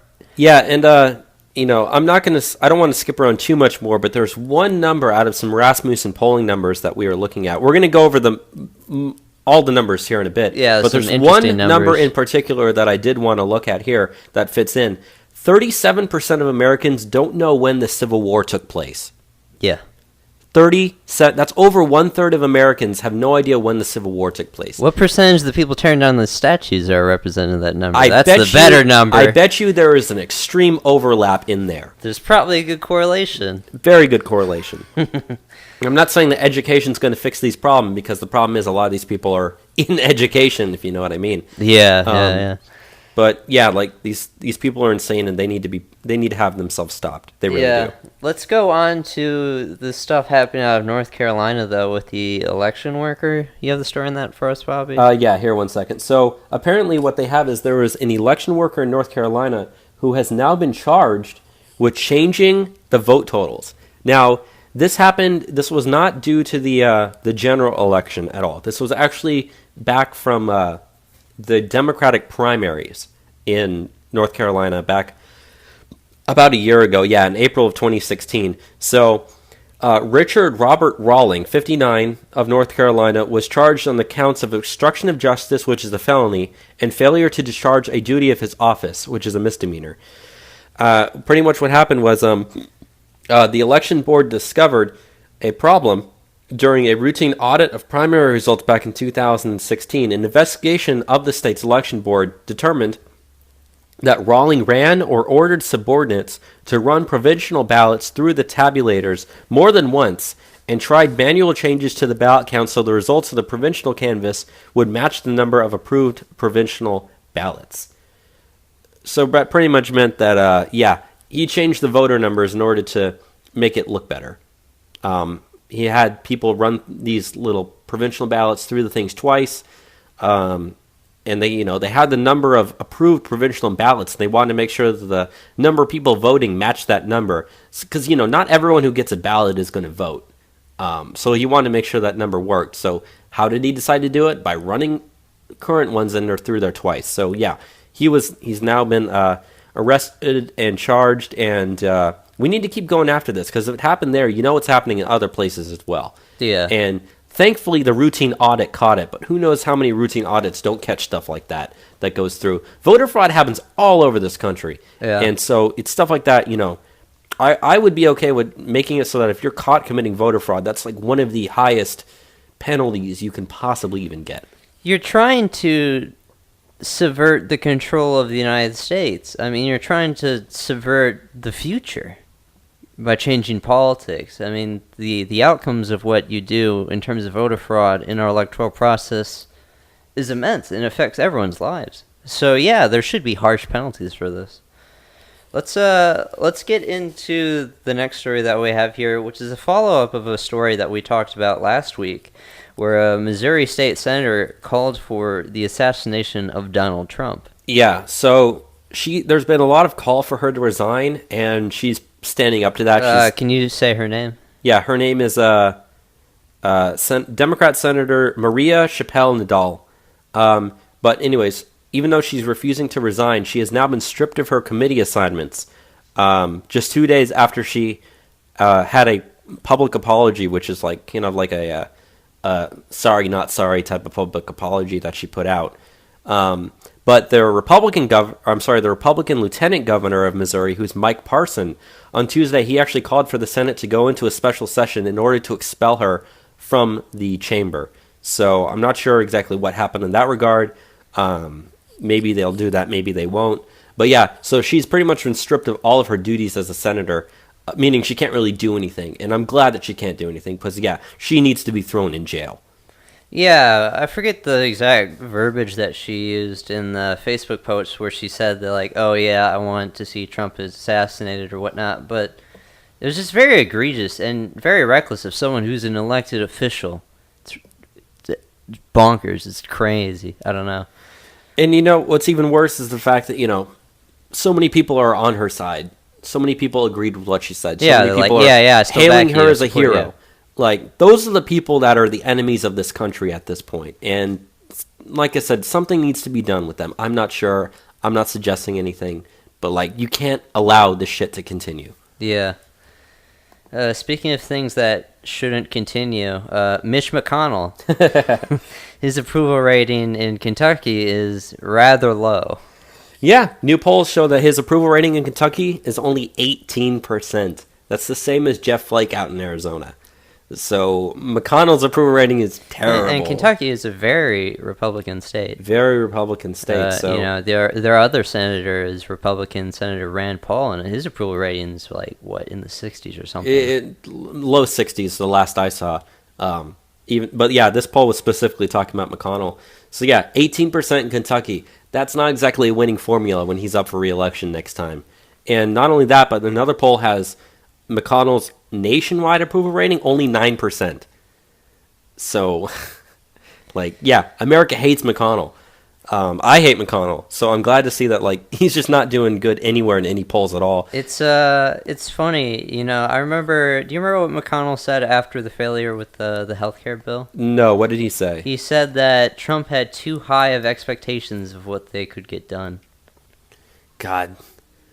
All you had to do was freaking repeal it. That's what you people All were you had to on. do is give Donald Trump the bill that you said that you were able to do. You've been running on the GOP as a platform to do since 2010, but you don't do that. Yeah.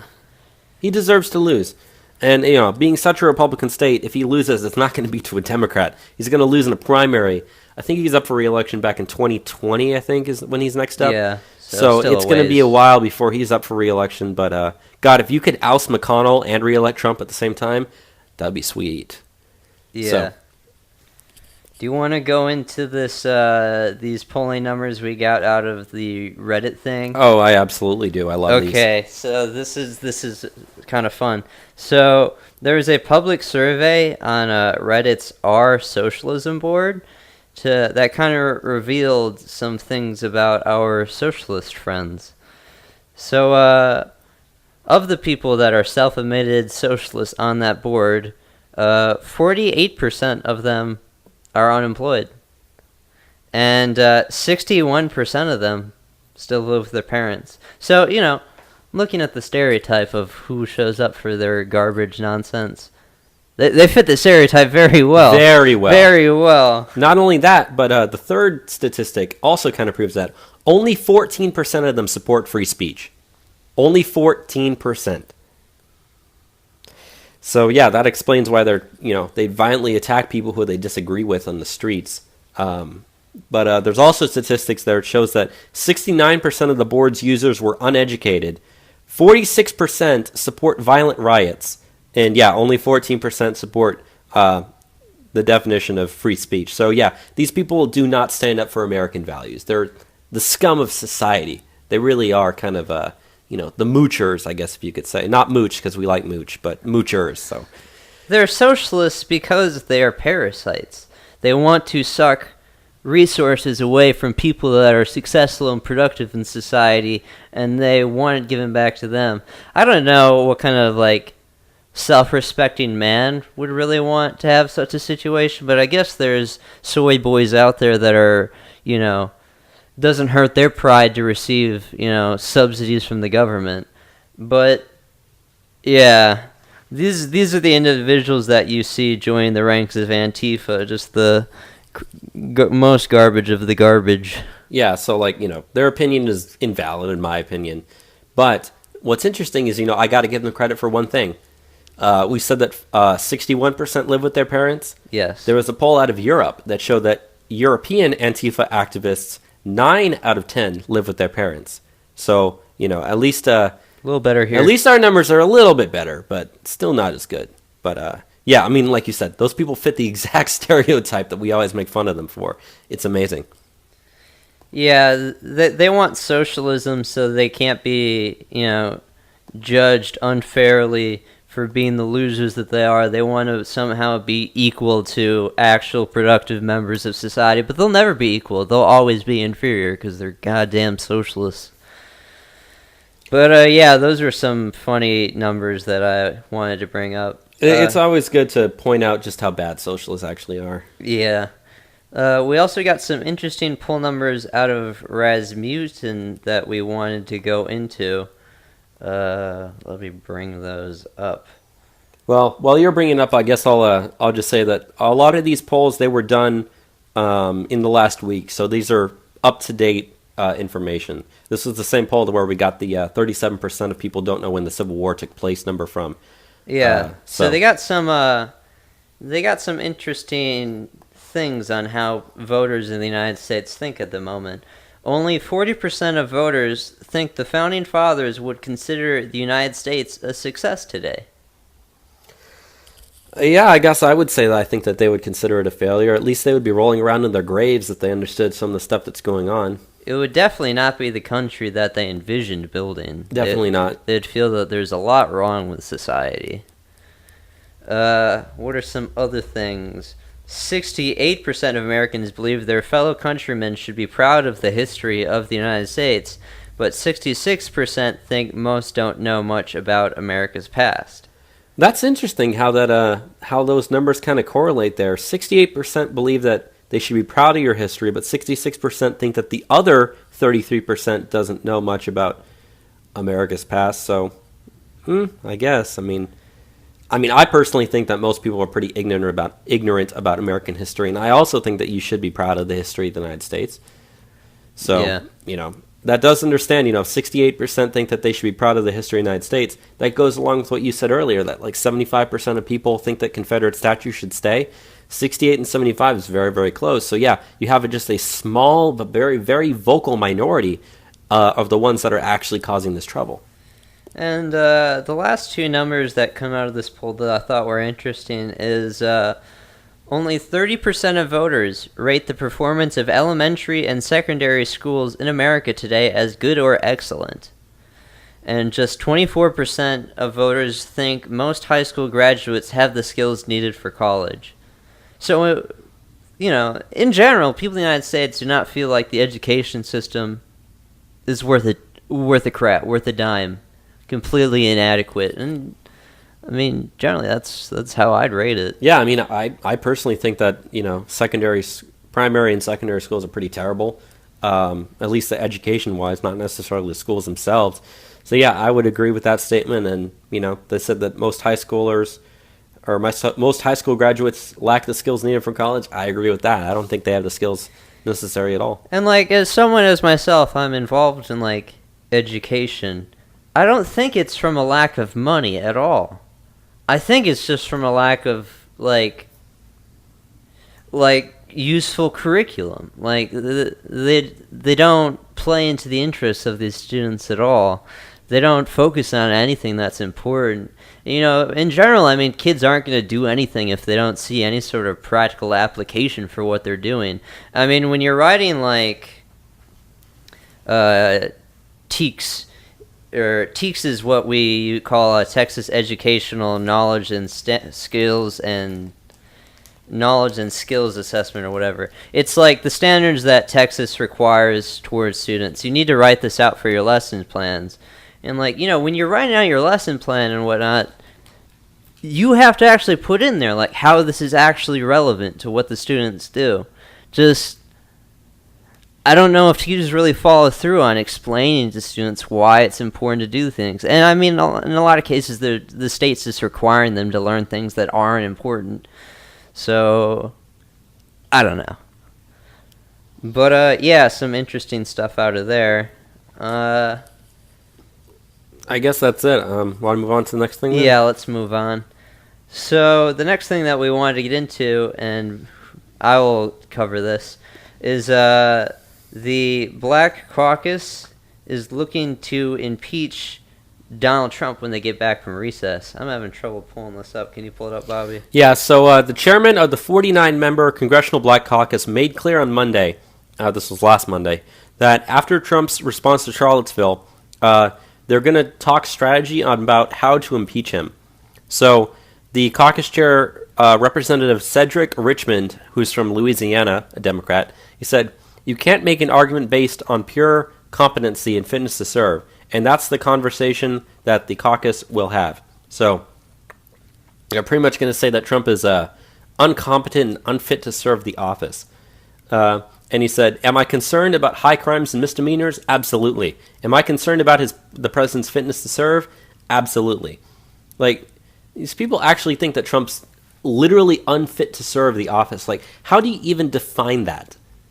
It's a suggestion. They don't like him. They don't like the stuff he's doing, so he's unfit. That's about as far as their thinking goes. If you're talking 25th Amendment type stuff about at what point can you remove a president from office without impeachment or anything, a lot of that has to do when they're talking about unable to discharge the duties. A lot of it has to do with if a president is has been seriously injured, is in a hospital or brain dead or something like that, to where you're saying, okay, yeah, this person's not going to come back. It's not to say, oh, we disagree with this person's politics or we don't like the decisions that they're making. That's not at all what this stuff is even intended for at all. So yeah, the Congressional Black Caucus, which has 46, of the 49 members, 46 are Democrats in the House and 2 are Democrats in the Senate. The only Republican there is Representative Mia Love, who is actually pretty decent.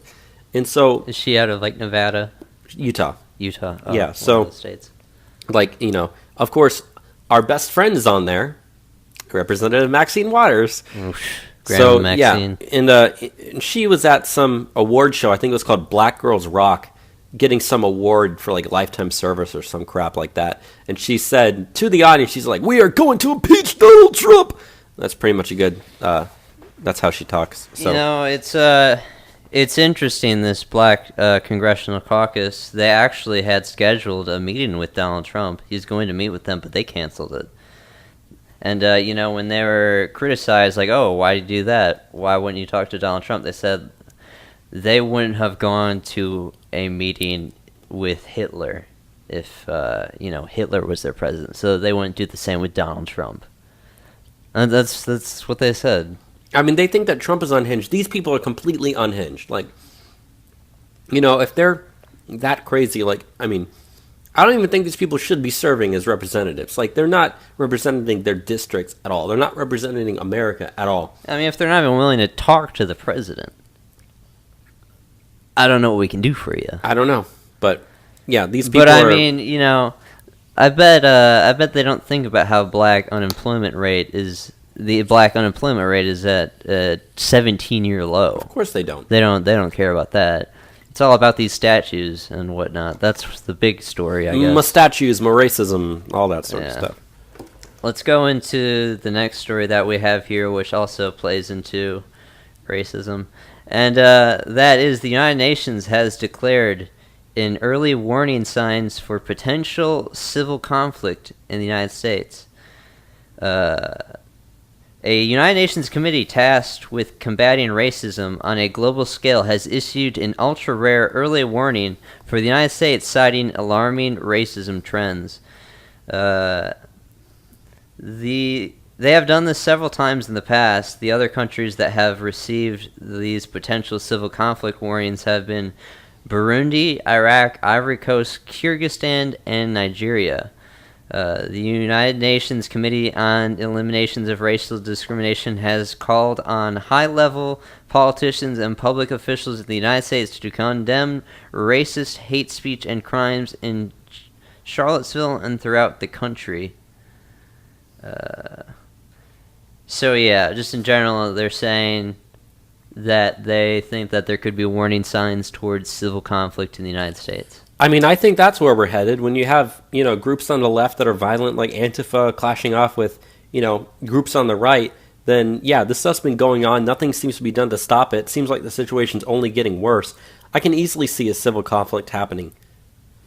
It's just, it feels like we're heading towards a second civil war, but it's just like, what are the lines that are going to be drawn for that? We have no idea. Well, exactly. The first Civil War, you clearly had boundaries. You clearly had lines. It was states fighting against other states. States not wanting to be part of the United States fighting against the Union.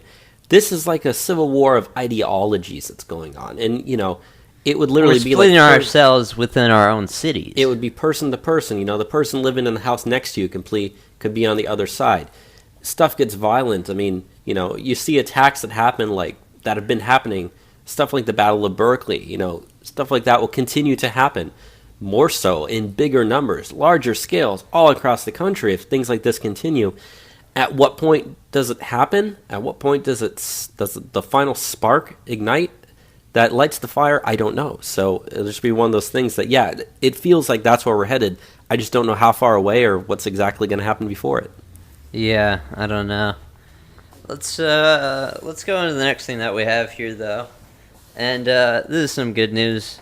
A District of Columbia federal judge has approved a warrant for an Antifa website for the user data from the anti-Trump website disruptj20.org, which was the website and organization behind the Disrupt J20 riots at the inauguration, in which around 200 were arrested. So this is some pretty good news. I mean, the federal government is going after Antifa. They're trying to figure out who these users are because they incited a riot, and the website encouraged it. It says that a DreamHost, which is the host of the website, resisted the original July 12th warrant, saying the scope of the warrant was too broad and trampled on the rights of 1.3 million visitors in the site, many of whom were simply exercising their First Amendment rights to express their political views. It also said that the warrant could expose the identities of 1.3 million people who had visited the site. But since then, with this new warrant, they've limited the scope of the individuals that they're going after, and they're going ahead on this. Good. I mean, anyone who looks at the videos of the riots that happened in D.C. on Election Day knows that, yeah, these people are terrorists. Antifa is a terrorist organization. Lighting cars on fire, smashing bricks through windows. These people were not peaceful protesters. They have politically motivated violence. That's what terrorism is. Exactly, and that has been happening all over the country for the last several years. And it's only getting worse. And I'm glad the federal government is finally going after them. I think they need to do more personally, but this is a very, very good first step. Like we said, Trump finally named them by name. The whitehouse.gov petition's up to over 250,000 signatures now. So the White House is going to respond. And it looks like even without having the response, they are going after these things. So hopefully some progress will be made there. Yeah. Let's skip the last story that we have here, and let's just go on to current year college craziness. All right, let's do it. The racist, sexist, homophobic, xenophobic. You're fucking a white male!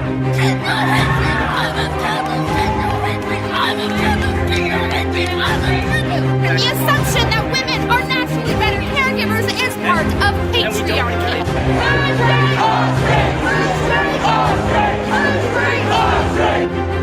Die, cis, scum. You will not divide us!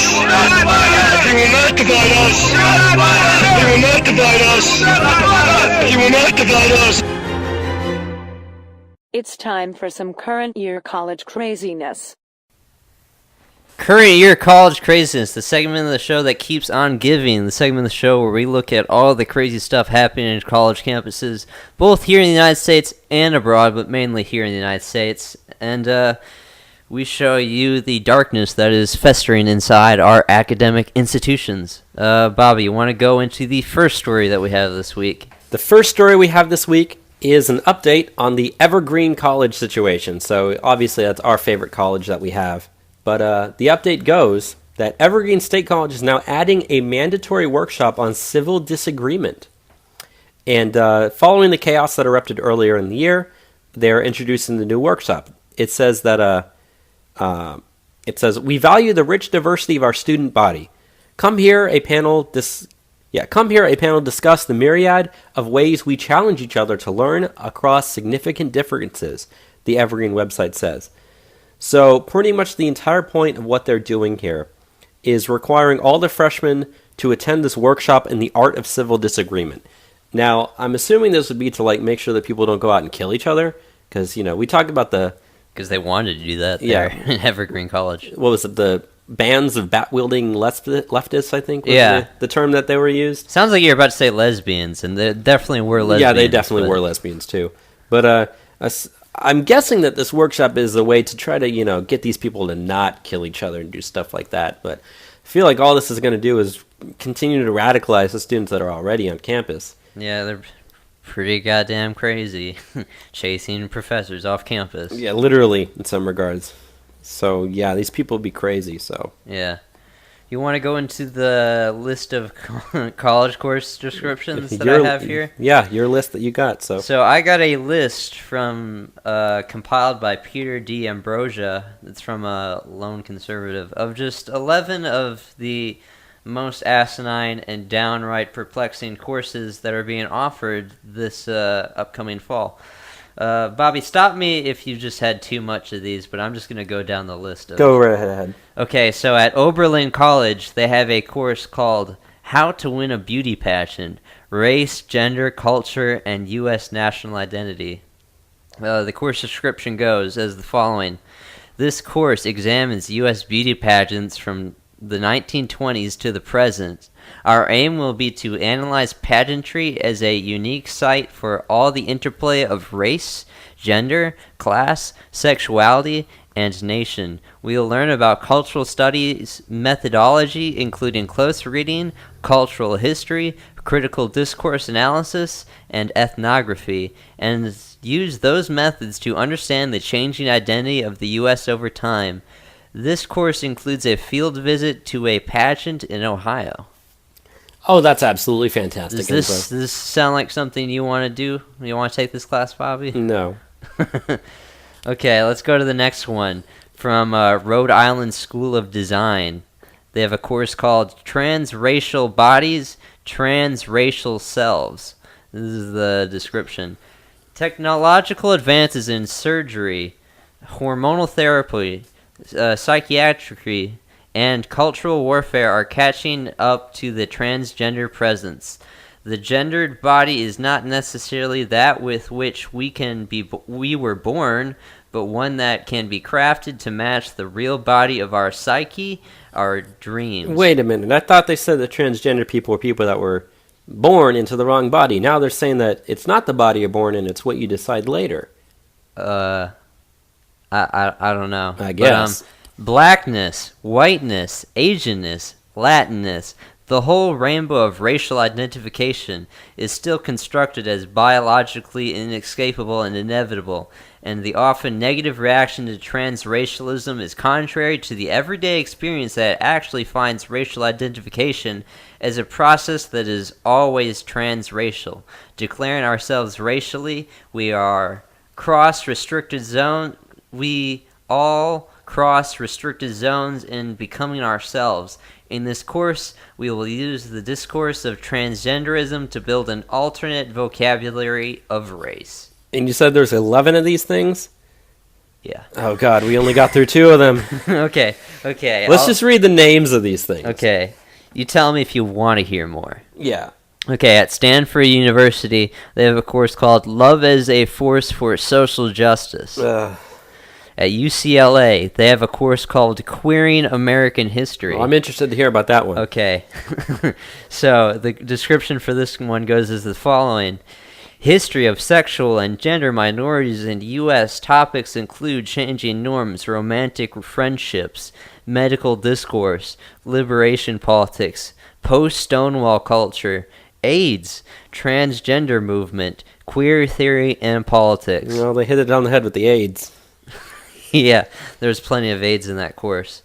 At Swarthmore College, they have a course called Sex, Gender, and the Bible. I don't want to hear no liberals talking about the Bible. Sounds pretty blasphemous. At Brown University, they have a course called Feminist Theory for a Heated Planet. Oh, global warming. Oh, that sounds nice. Global warming and feminism. Let me read some of this one. This one's funny.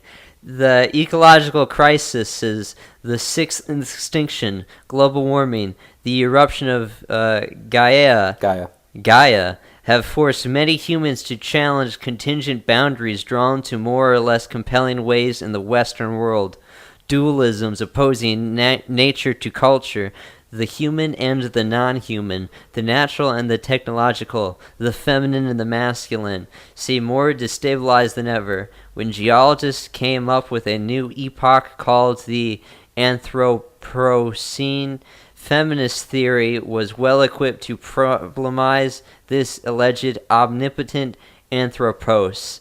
Reciprocally, queer, post-colonial, and feminist theories have rethought the never-so-normative, hardly stable, greatly unknown nature of nature. Now that class has everything you need to know about everything. Everything. I mean, feminism and global warming, that's all you gotta know. Yeah. Post-colonial queer theories. Mm-hmm. So the next course on the list is University of Chicago is a course called Gendering Privacy. Oh, God. Don't read that one. It's so long. Columbia University has a course called Sex, Aesthetics, and Capitalism. Well, I like capitalism. I don't know what this would be about. Swarthmore College has a course called Queering God. He'll strike them down. UC Santa Barbara has a class called Feminist Theories of Science and Feminist Scientists. Hmm. And lastly, Princeton University has a course called Trumpland. Oh, we should read that one. Okay, the description for this course goes the following. We will examine conspiracy theories, rural atomization, truth claims, and racial identity politics in light of Trumpist politics, and seek to chart its path forward in an increasingly destabilized political terrain.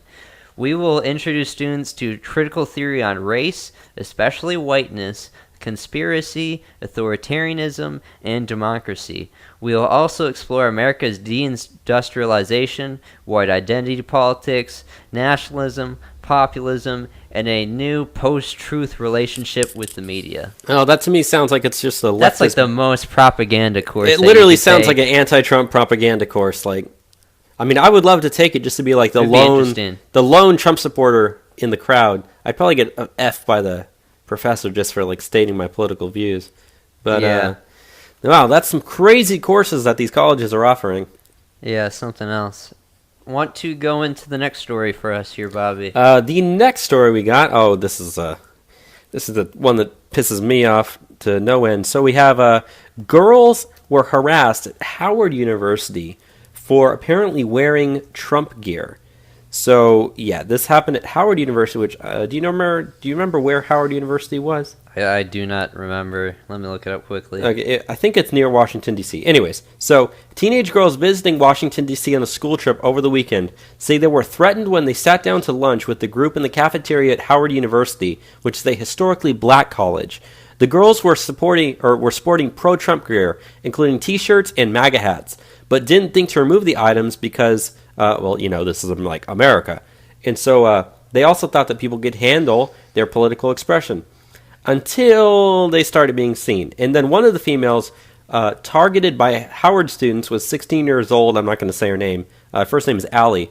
She posted about her experience on Twitter. She said, walking into the cafe, a man yelled, "Fuck y'all," to me while we were waiting in line, not knowing that Howard University is a predominantly black school, which either way shouldn't matter. And then a man came up and stole her friend's hat. They said they were harassed continuously. The students took videos and pictures of us saying that they, meaning the girls wearing the Trump hats, were the ones that were being disrespectful, and, quote, us being Caucasian, we should have known better. And after a lot of hate, their head supervisor decided it would be a good idea to keep the peace and find somewhere else to eat.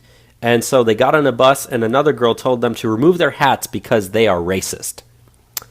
So yeah, female, teenage Trump supporters were harassed visiting a college campus because they're pro-Trump. Yeah, I looked it up. Howard is a private university in Washington, D.C. But, yeah, it's kind of insane.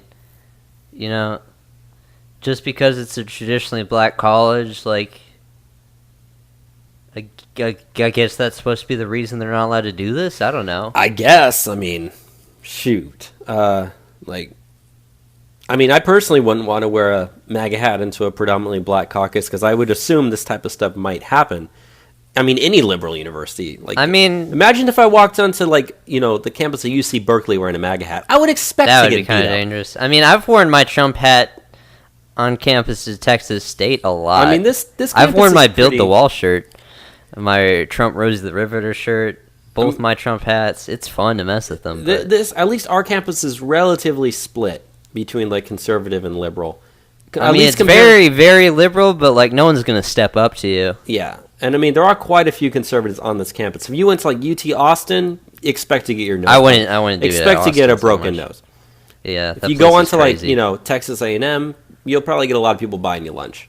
So it's just the way things happen. A&M, that's questionable. It's more conservative. I'm not saying it is conservative. It's just more conservative. Yeah, but relatively speaking. Yeah, just kind of a gross story out of Howard University, how just some, teenage girls supporting their president get harassed.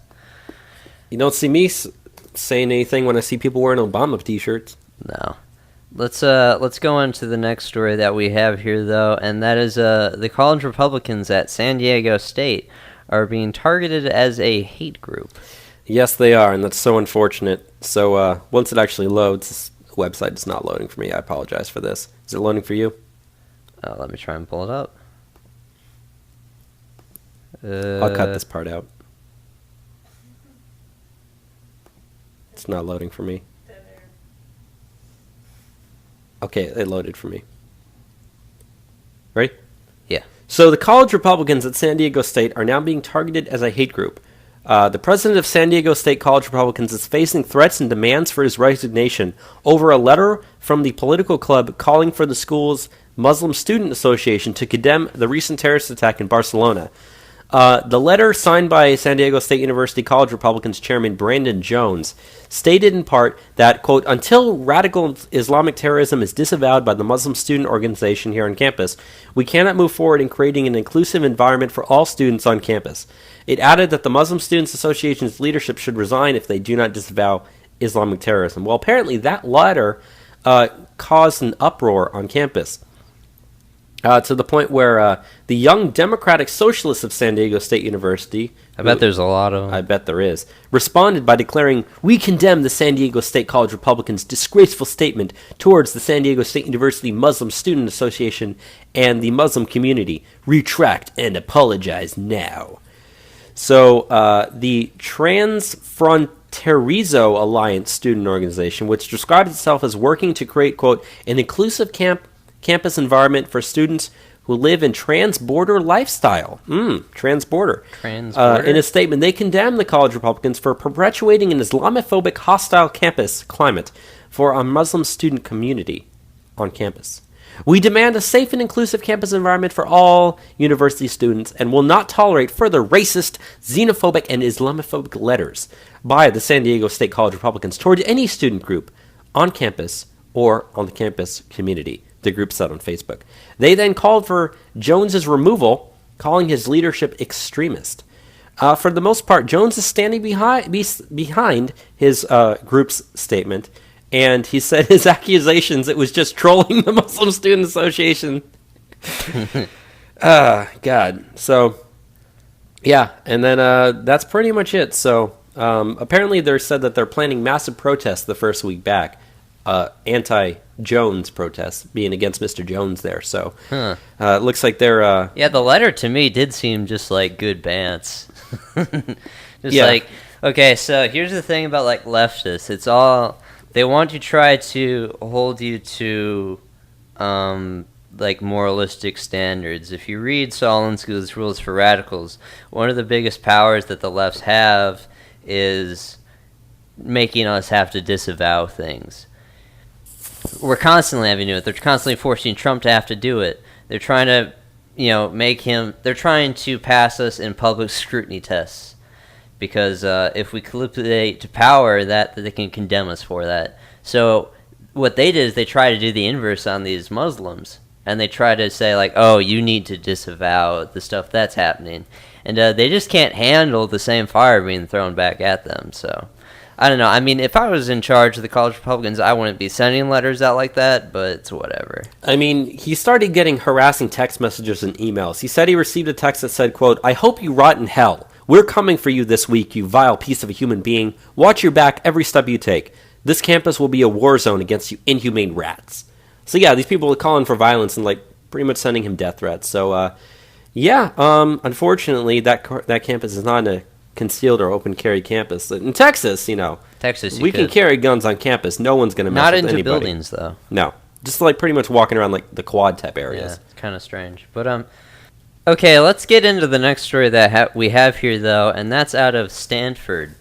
At Stanford, they have a recent university graduate starting a club called Disrupting Whiteness this September, citing a need to educate other white people about implicit bias.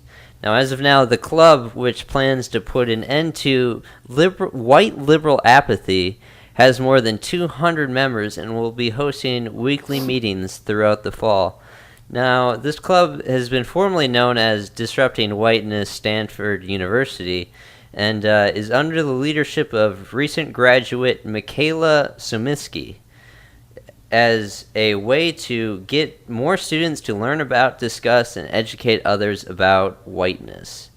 Quote, white students must step up to educate themselves and those around them. That is the club's description.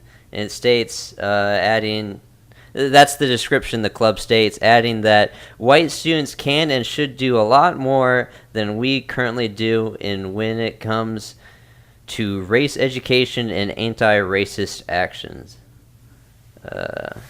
So yeah, I guess they have a club called Disrupting Whiteness? Apparently that's not racist either. But, yeah, it says that she went on to emphasize the role that capitalism Capitalism. plays in perpetuating white privilege, saying that one way students can disrupt whiteness is by understanding the way that capitalism is working in conjunction with the history of the United States in order to really grasp the magnitude of the issue on our hands. So it not only is it white people and white privilege, it's also capitalism. So, yeah. Capitalism is just like a system of acquiring and like... Oh my god. Okay. None of these people understand what capitalism No. It's really, really goddamn stupid. I mean, I guess they're pissed off that, like, I don't know, white people have businesses and they pay taxes and they make money. And, like, I don't know, that's capitalism. And, you know, they want socialism so they can take all that stuff and give it to people that are not white because that's justice. I don't... That's the best explanation I can give. I don't know, but, yeah, these people are crazy. Yeah. Let's get into the last story that we have here for current year college craziness before we go into the break and then head into international news. But I think we saved the best for last. Oh, yes, we did. This one's probably the funniest, and it has to do with fat people. There is a feminist professor that is claiming fatness is liberatory. And she went around and took a poll of women in her college at Arizona State University and was a bit disappointed that the women didn't hold her sentiments. Now, what happened was this professor went around and conducted 20 interviews with women and asked them all, would they consider gaining 100 pounds to be a negative thing? Now, to her shock, you know, imagine her shock, this individual, Brianne Fa, every single one of the women saw gaining 100 pounds as a negative thing. Imagine my shock. Imagine my shock.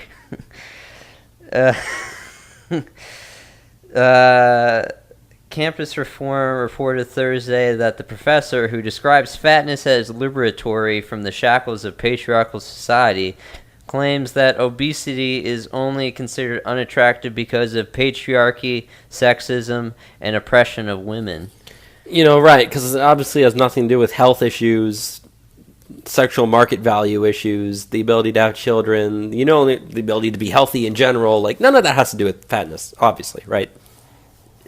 She claims that women were more afraid of becoming obese than actually living with obesity. Fa published her findings in an article for the Women's Studies International Forum, where she wrote that the fear of fatness is far more extreme, exaggerated, and terrible than the lived realities of living in a fat body. She notes that in her survey, 4 women shrieked in disgust or started laughing uncontrollably when she asked them what they thought of gaining 100 pounds instantly. Unsurprisingly, the participants believed she was joking when she asked the question. Faz was also upset by the fact that none of the women she surveyed considered obesity to be a positive in any way whatsoever, and that no woman identifies fatness as physically or personally important, even hypothetically. In other words, the women did not like the idea of becoming obese. The professor says that fatness shouldn't be seen as a negative quality because, quote, feminist theory suggests that the stigmatization of obesity is connected to patriarchy, sexism, and the oppression of women. That women did not identify the liberatory, political, or social implications of fatness seems to reveal much about the contemporary framing of fatness as purely negative and solely based on stigma, she claimed.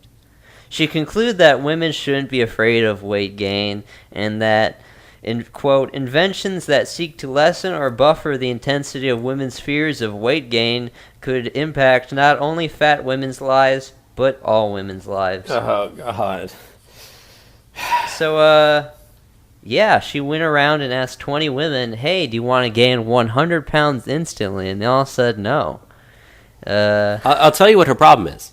She only interviewed 20. That's a very small population size. She should have interviewed 60 or 100. Well, I mean, she probably had to walk around, so... probably limit the number. It says she was fat herself, right? Yeah, she self-identifies as fat. Yeah, so, it's probably, Arizona State University is, Trump was in Arizona it was hot. It's 107 degrees. Hot. It's probably hot outside. Probably She's walking got pretty around. sweaty. She's probably getting sweaty, probably getting tired. It's probably during the day. If people are walking around, it's probably between classes is probably when she was talking to people. Yeah. And if it was between classes to get 20 people to actually talk to you, That's rough. there's probably enough people who didn't talk to her, just didn't ignore her, which means it was probably during the peak hours of the day for people to walk around in order to get that many people. Peak hours of the day at any college campus is right around lunchtime, so she was probably getting hungry at the same time. So that's probably why she stopped early. Yeah, good breakdown of the psychology there, Bobby. You got to think of what these people are thinking. Yeah, I don't know what they're thinking, but like, doesn't it just seem obvious? Like the answer is like, no, you don't want to gain 100 pounds. Like these women, as you said, some of them just started laughing. It's just like, okay, not every single woman in the world wants to like destroy patriarchy and sexism and all that stuff. Like most just want to like live their lives. Gaining 100 pounds to fight patriarchy doesn't sound that appealing. They'd rather just hang out with like Chad, and Chad is not into like women that just sporadically gain 100 pounds. So I don't know. Hey, I wouldn't want my women to gain 100 pounds either. So no, neither would I. But yeah, let's go into the break, and when we come back, we'll get into international news, and we'll get out of here. Alrighty, let's do it.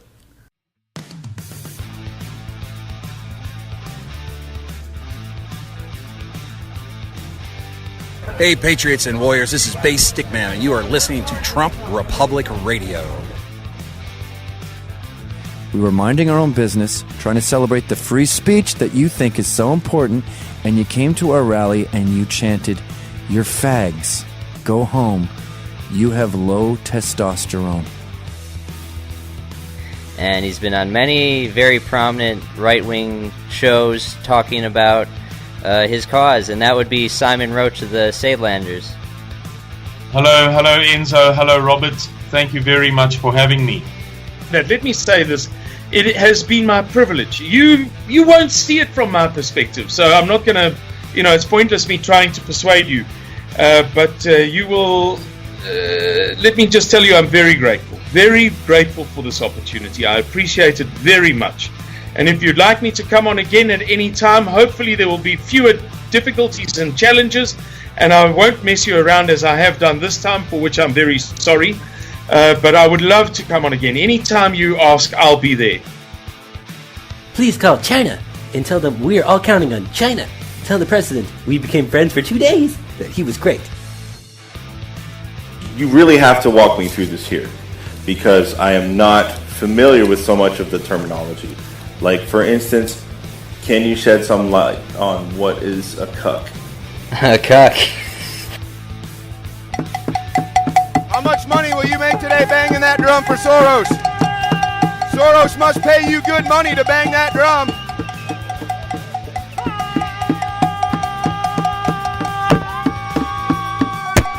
Whoa.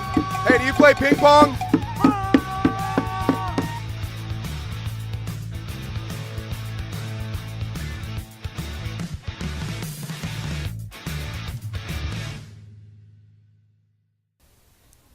Hey, welcome back from the break. Hope you enjoyed the break. We're going to get into international news. We just got a couple stories to get through this week. Not too much on the international front, and then we'll get out of here.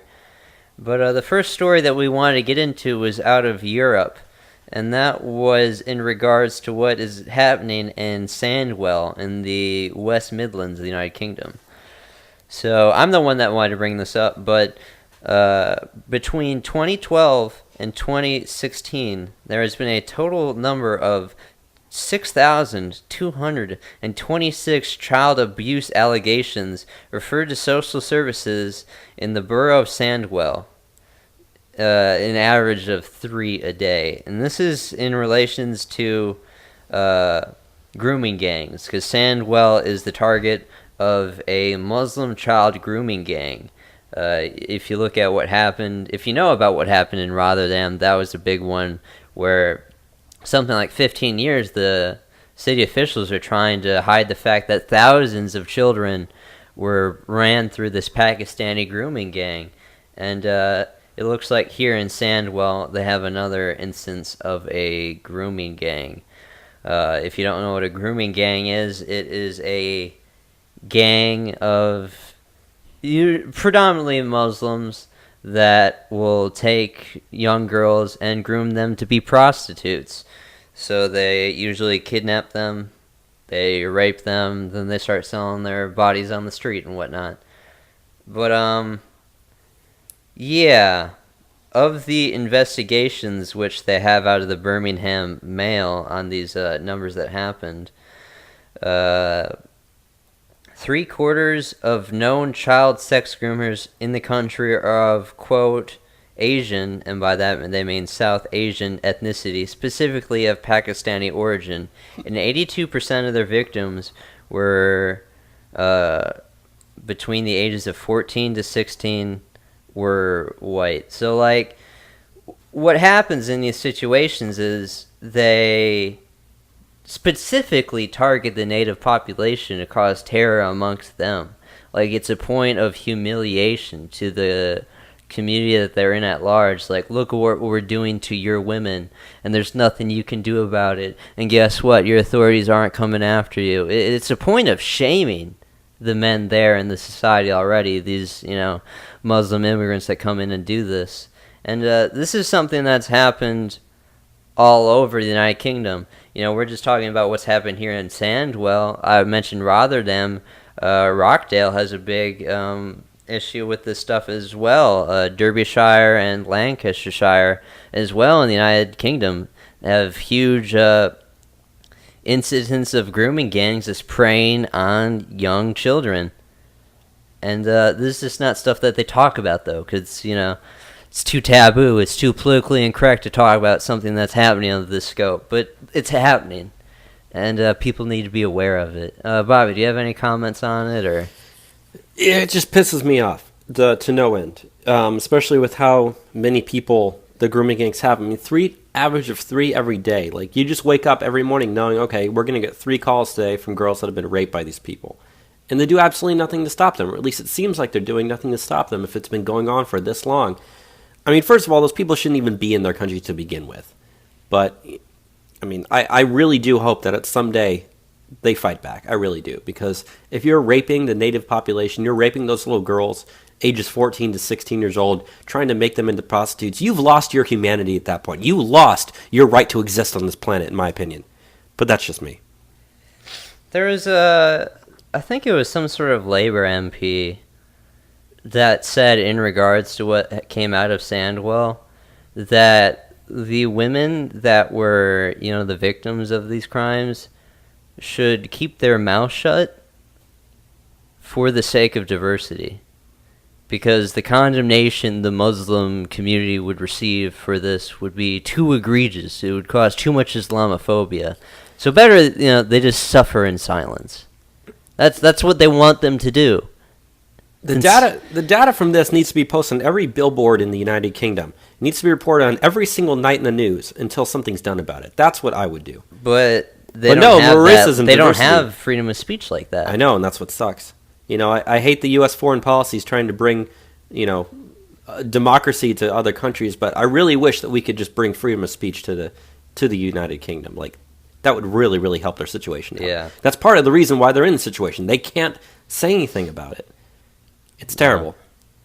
Let's get into the next story that we have here out of Europe, and that is a truck filled with gas canisters was found near a rock concert in Rotterdam, which is in the Netherlands. Yeah, so I've got this story. So there was a rock concert for the U.S. band Allah Las, which was actually canceled after they found this van. So what ended up happening was there was, the concert was going on, and someone saw this white van that was parked there, and it looked really, really suspicious. And so they got tipped off, or at least they got tipped off about a van with a Spanish number on it, Spanish plates that had gas bottles. So they looked in this van, and they found that it was filled with these gas canisters. Now, we don't really know if the gas canisters had gas in them. I assume that they did. But the police immediately surrounded the area, blocked it off. They're now trying to figure out who had the van, but then they actually did figure it out. They said the driver of the car was Spanish, according to the authorities.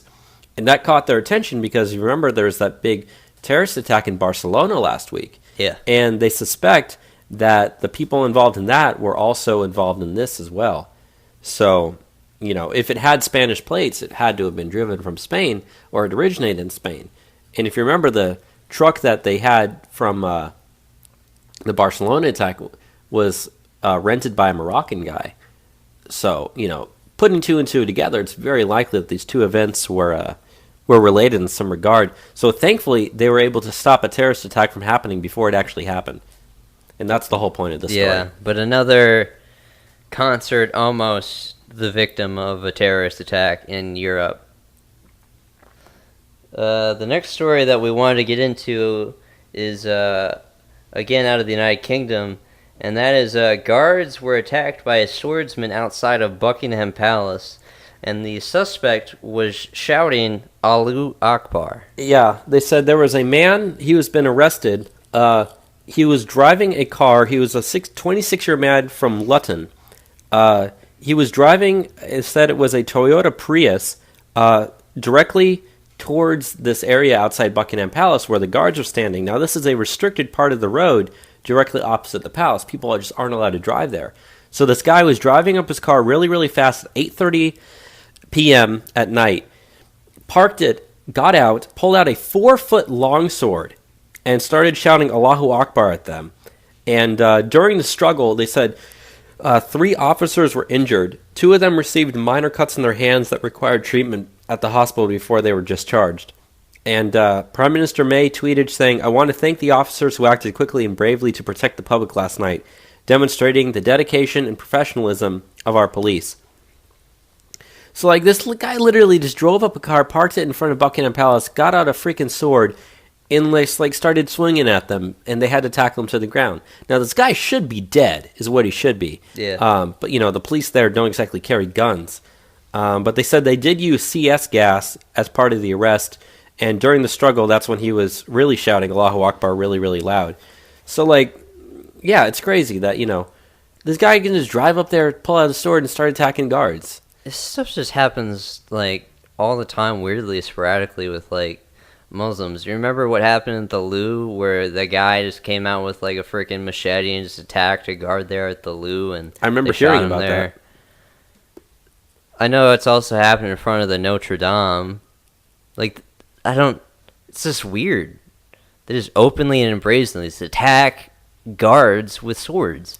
I tell you, Enzo, it's just all part and parcel of living in a major city. Yeah, I guess so. So, you want to get into the last thing that we have here for Europe? I know you put this up. Yeah, I'll go ahead and read this here. So, we have some actual statistical data coming out of the United Kingdom regarding foreign-born population.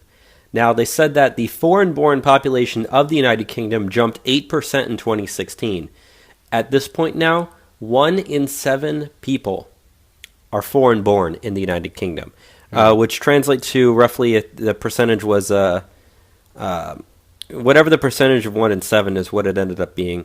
So, yeah, they said of the 5.6 million UK residents in 2016 that were born outside of the European Union, 3.1 million held British nationality, 290 held European Union nationality, and 2.3 million held non-European Union nationality. So that pretty much says that the London has the highest proportion of non-British nationals, with 23% of those living in the capital being born in a foreign country. Wow. Almost 1 in 4 people living in London was not born in Britain. That's crazy. And I mean, you look back at 2016, they had their Brexit referendum, which passed. They're leaving the European Union. The biggest, if not the biggest, issue why Brexit passed is immigration. And just, they've received such an influx of immigration that's just not sustainable. Yeah. And it's changing their country immensely. It's not even something that they signed up for. You look at London, ethnic Britons are a minority in London, the capital of their nation, something that has been theirs for centuries upon centuries upon centuries, and now they're the minority there. That's insane. And that's happening all across Europe. Yeah, it's going to be like that all over Europe, and it's going to be like that all over the United States. So these things continue. In Frankfurt, Germany, ethnic Germans are a minority in Frankfurt now. And there's many other cities that are soon going to be in the same boat all across the continent. It's insane how immigration has changed these cities, and not necessarily for the better. So, it's something that needs to be taken note of, how quickly the United Kingdom is changing because of immigration. And just 10, 20 years ago, this stuff wasn't even the case. It wasn't on the radar. No one even noticed it. No one cared. Yeah. Let's get into the story that we have out of Asia. I know this is something that you want to touch on. And that is the Navy is looking to halt all Pacific Fleet operations after the ship collisions that we saw last week. That's right. So this is all because of those ship collisions. This is now the second time there's been a major collision. The first one was that ship that collided in Japan.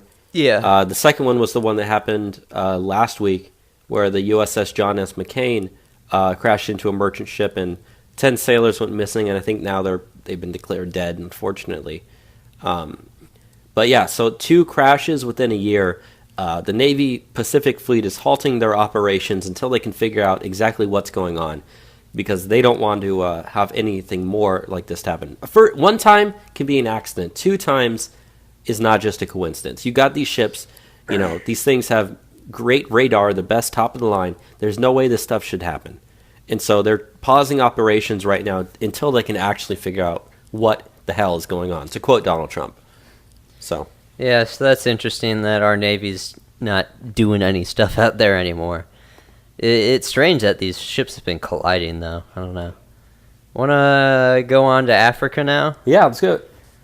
So I get the stories out of Africa. I've actually, every single time we've ever done anything about Africa, it's what I've wanted to report on. Well, you're good at it, so. Africa's a weird place, and this first story that we have on Africa is also weird.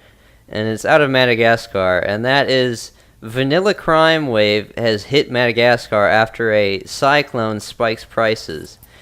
Now, if you did not know, Madagascar is the largest exporter of vanilla in the world. They actually have around 80% of the global vanilla production comes out of Madagascar. Now, recently, the price of vanilla has skyrocketed. You look at 2015, it was around $100 per kilogram of vanilla, and currently we are seeing rates of between $600 and $750 a kilo. Now, a lot of this has to do with a recent tropical cyclone named Inamwao, which hit Madagascar earlier this year, which destroyed nearly a third of the island's crops. So what this did is it skyrocketed the price of vanilla, to the point to where in some industries they can't even afford to have vanilla on the menu, because currently there is a higher demand for vanilla than there is an ability to supply it. So what has happened on Madagascar is they've seen a huge influx of money into the country because, the price has skyrocketed several times over it was years ago. So now they're seeing a huge influx just overnight of, motorcycles and smartphones and solar panels and generators and flat screen TVs and everything you could imagine flowing into Madagascar. But what's now is happening in Madagascar is they're seeing a huge wave in crime because people want in on all this wealth that's coming in. So there has been a lot of theft cases from vanilla plantations, and there are reports of several thieves that have been beaten, imprisoned, and even killed in regards to these attacks on vanilla plantations. Yeah, and that's generally the story I wanted to go over. Just, Madagascar is just a good example of how markets can be influenced and how these influences have greater impacts on the society at large. And, even influxes of wealth can be negative for some places, as we're seeing in Madagascar. The second story I wanted to touch on in regards to Africa is out of Libya. And Libya's Prime Minister, Fayez Sarraj, is now calling for the European Union to establish an electric fence across their southern border to help stem the flow of migrants from Europe. They're building a wall! They are building, well, they're hoping for a fence. But the Prime Minister said himself, quote, "We still need more pressure from the EU to discourage uncontrolled flow from neighboring and other African states. We are absolutely not after profiting from this assistance, but we want to stop this humanitarian crisis." Now, as you know, Turkey's been paid off to hold a bunch of migrants there and stop the flow of migrants heading over from Turkey to Greece. The biggest place we've seen migrant inflow into Europe is through Libya.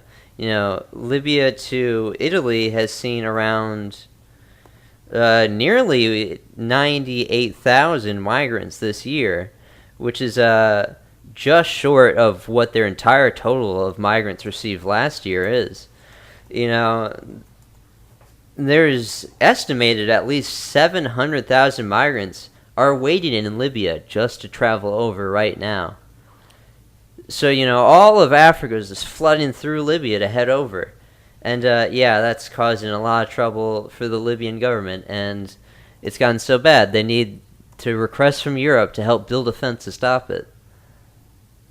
You know, but it's just not stuff that's normally talked about so much. The need for other countries to also build boundaries and protect their borders. It's a thing that all countries need, not just us. Unless your border is like, you know, a natural border, like, and even then, you want something. But as much as I don't want the European Union to spend money in other countries, if it means having less migrants crossing, then maybe that would be something that I could get behind, you know? Yeah. So. And we might as well get into the very last story this week, which also has to do with borders out of North America, and that is actually the media blackout on the immigration crisis that's happening in Canada right now.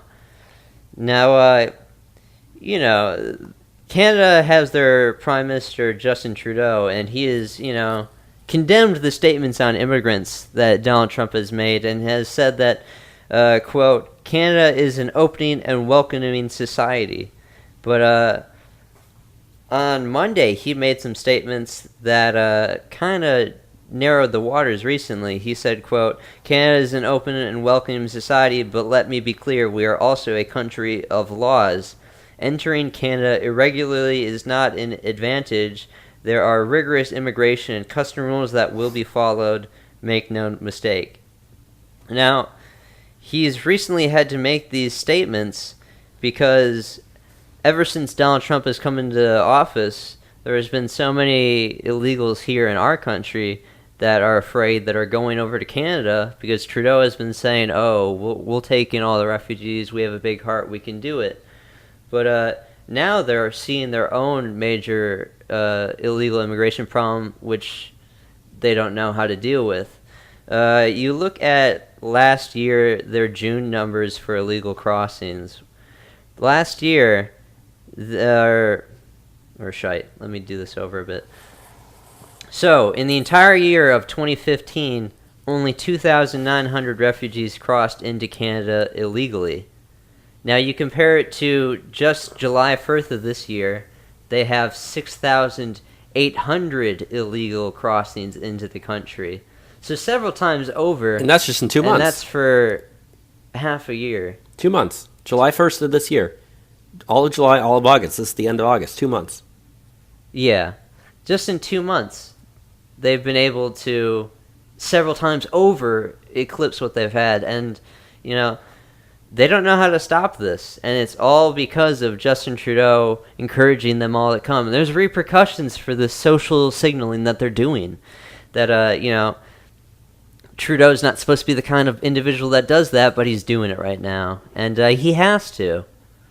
Because Faith Coley, she's done some reporting on the stuff that's happening at the Canadian border, and it's crazy. It's covered in trash. It's being used so much, people coming through. And they just can't financially support all the individuals coming through, so it is a bad situation that, the media doesn't talk about because Trudeau's a darling. What was that article recently that's saying, like, oh, if only we could have Trudeau as our president? Situation would be 100 times worse if that was the case. Yeah, it's insane. I wish that Canada had its own Donald Trump. A lot of Canadians, then they wouldn't be dealing with that we have problem. a lot of Canadian listeners. I bet they wish Donald Trump was their president. I bet at least some of them do. Yeah. But, that's the last thing I wanted to go into the show. Anything you want to say before we get out of here? I just wanted to say that, going back to what we talked about at the very beginning of the show, there's so much flooding in Houston. I hope any of our listeners that are in Houston, we have a lot in the Houston area, stay safe, hunker down. Hopefully you guys are all okay. That's pretty much it. Yeah, and with that, just want to say thank you for listening to another episode of Trump Republic Radio, and have a good one. Goodbye, everybody.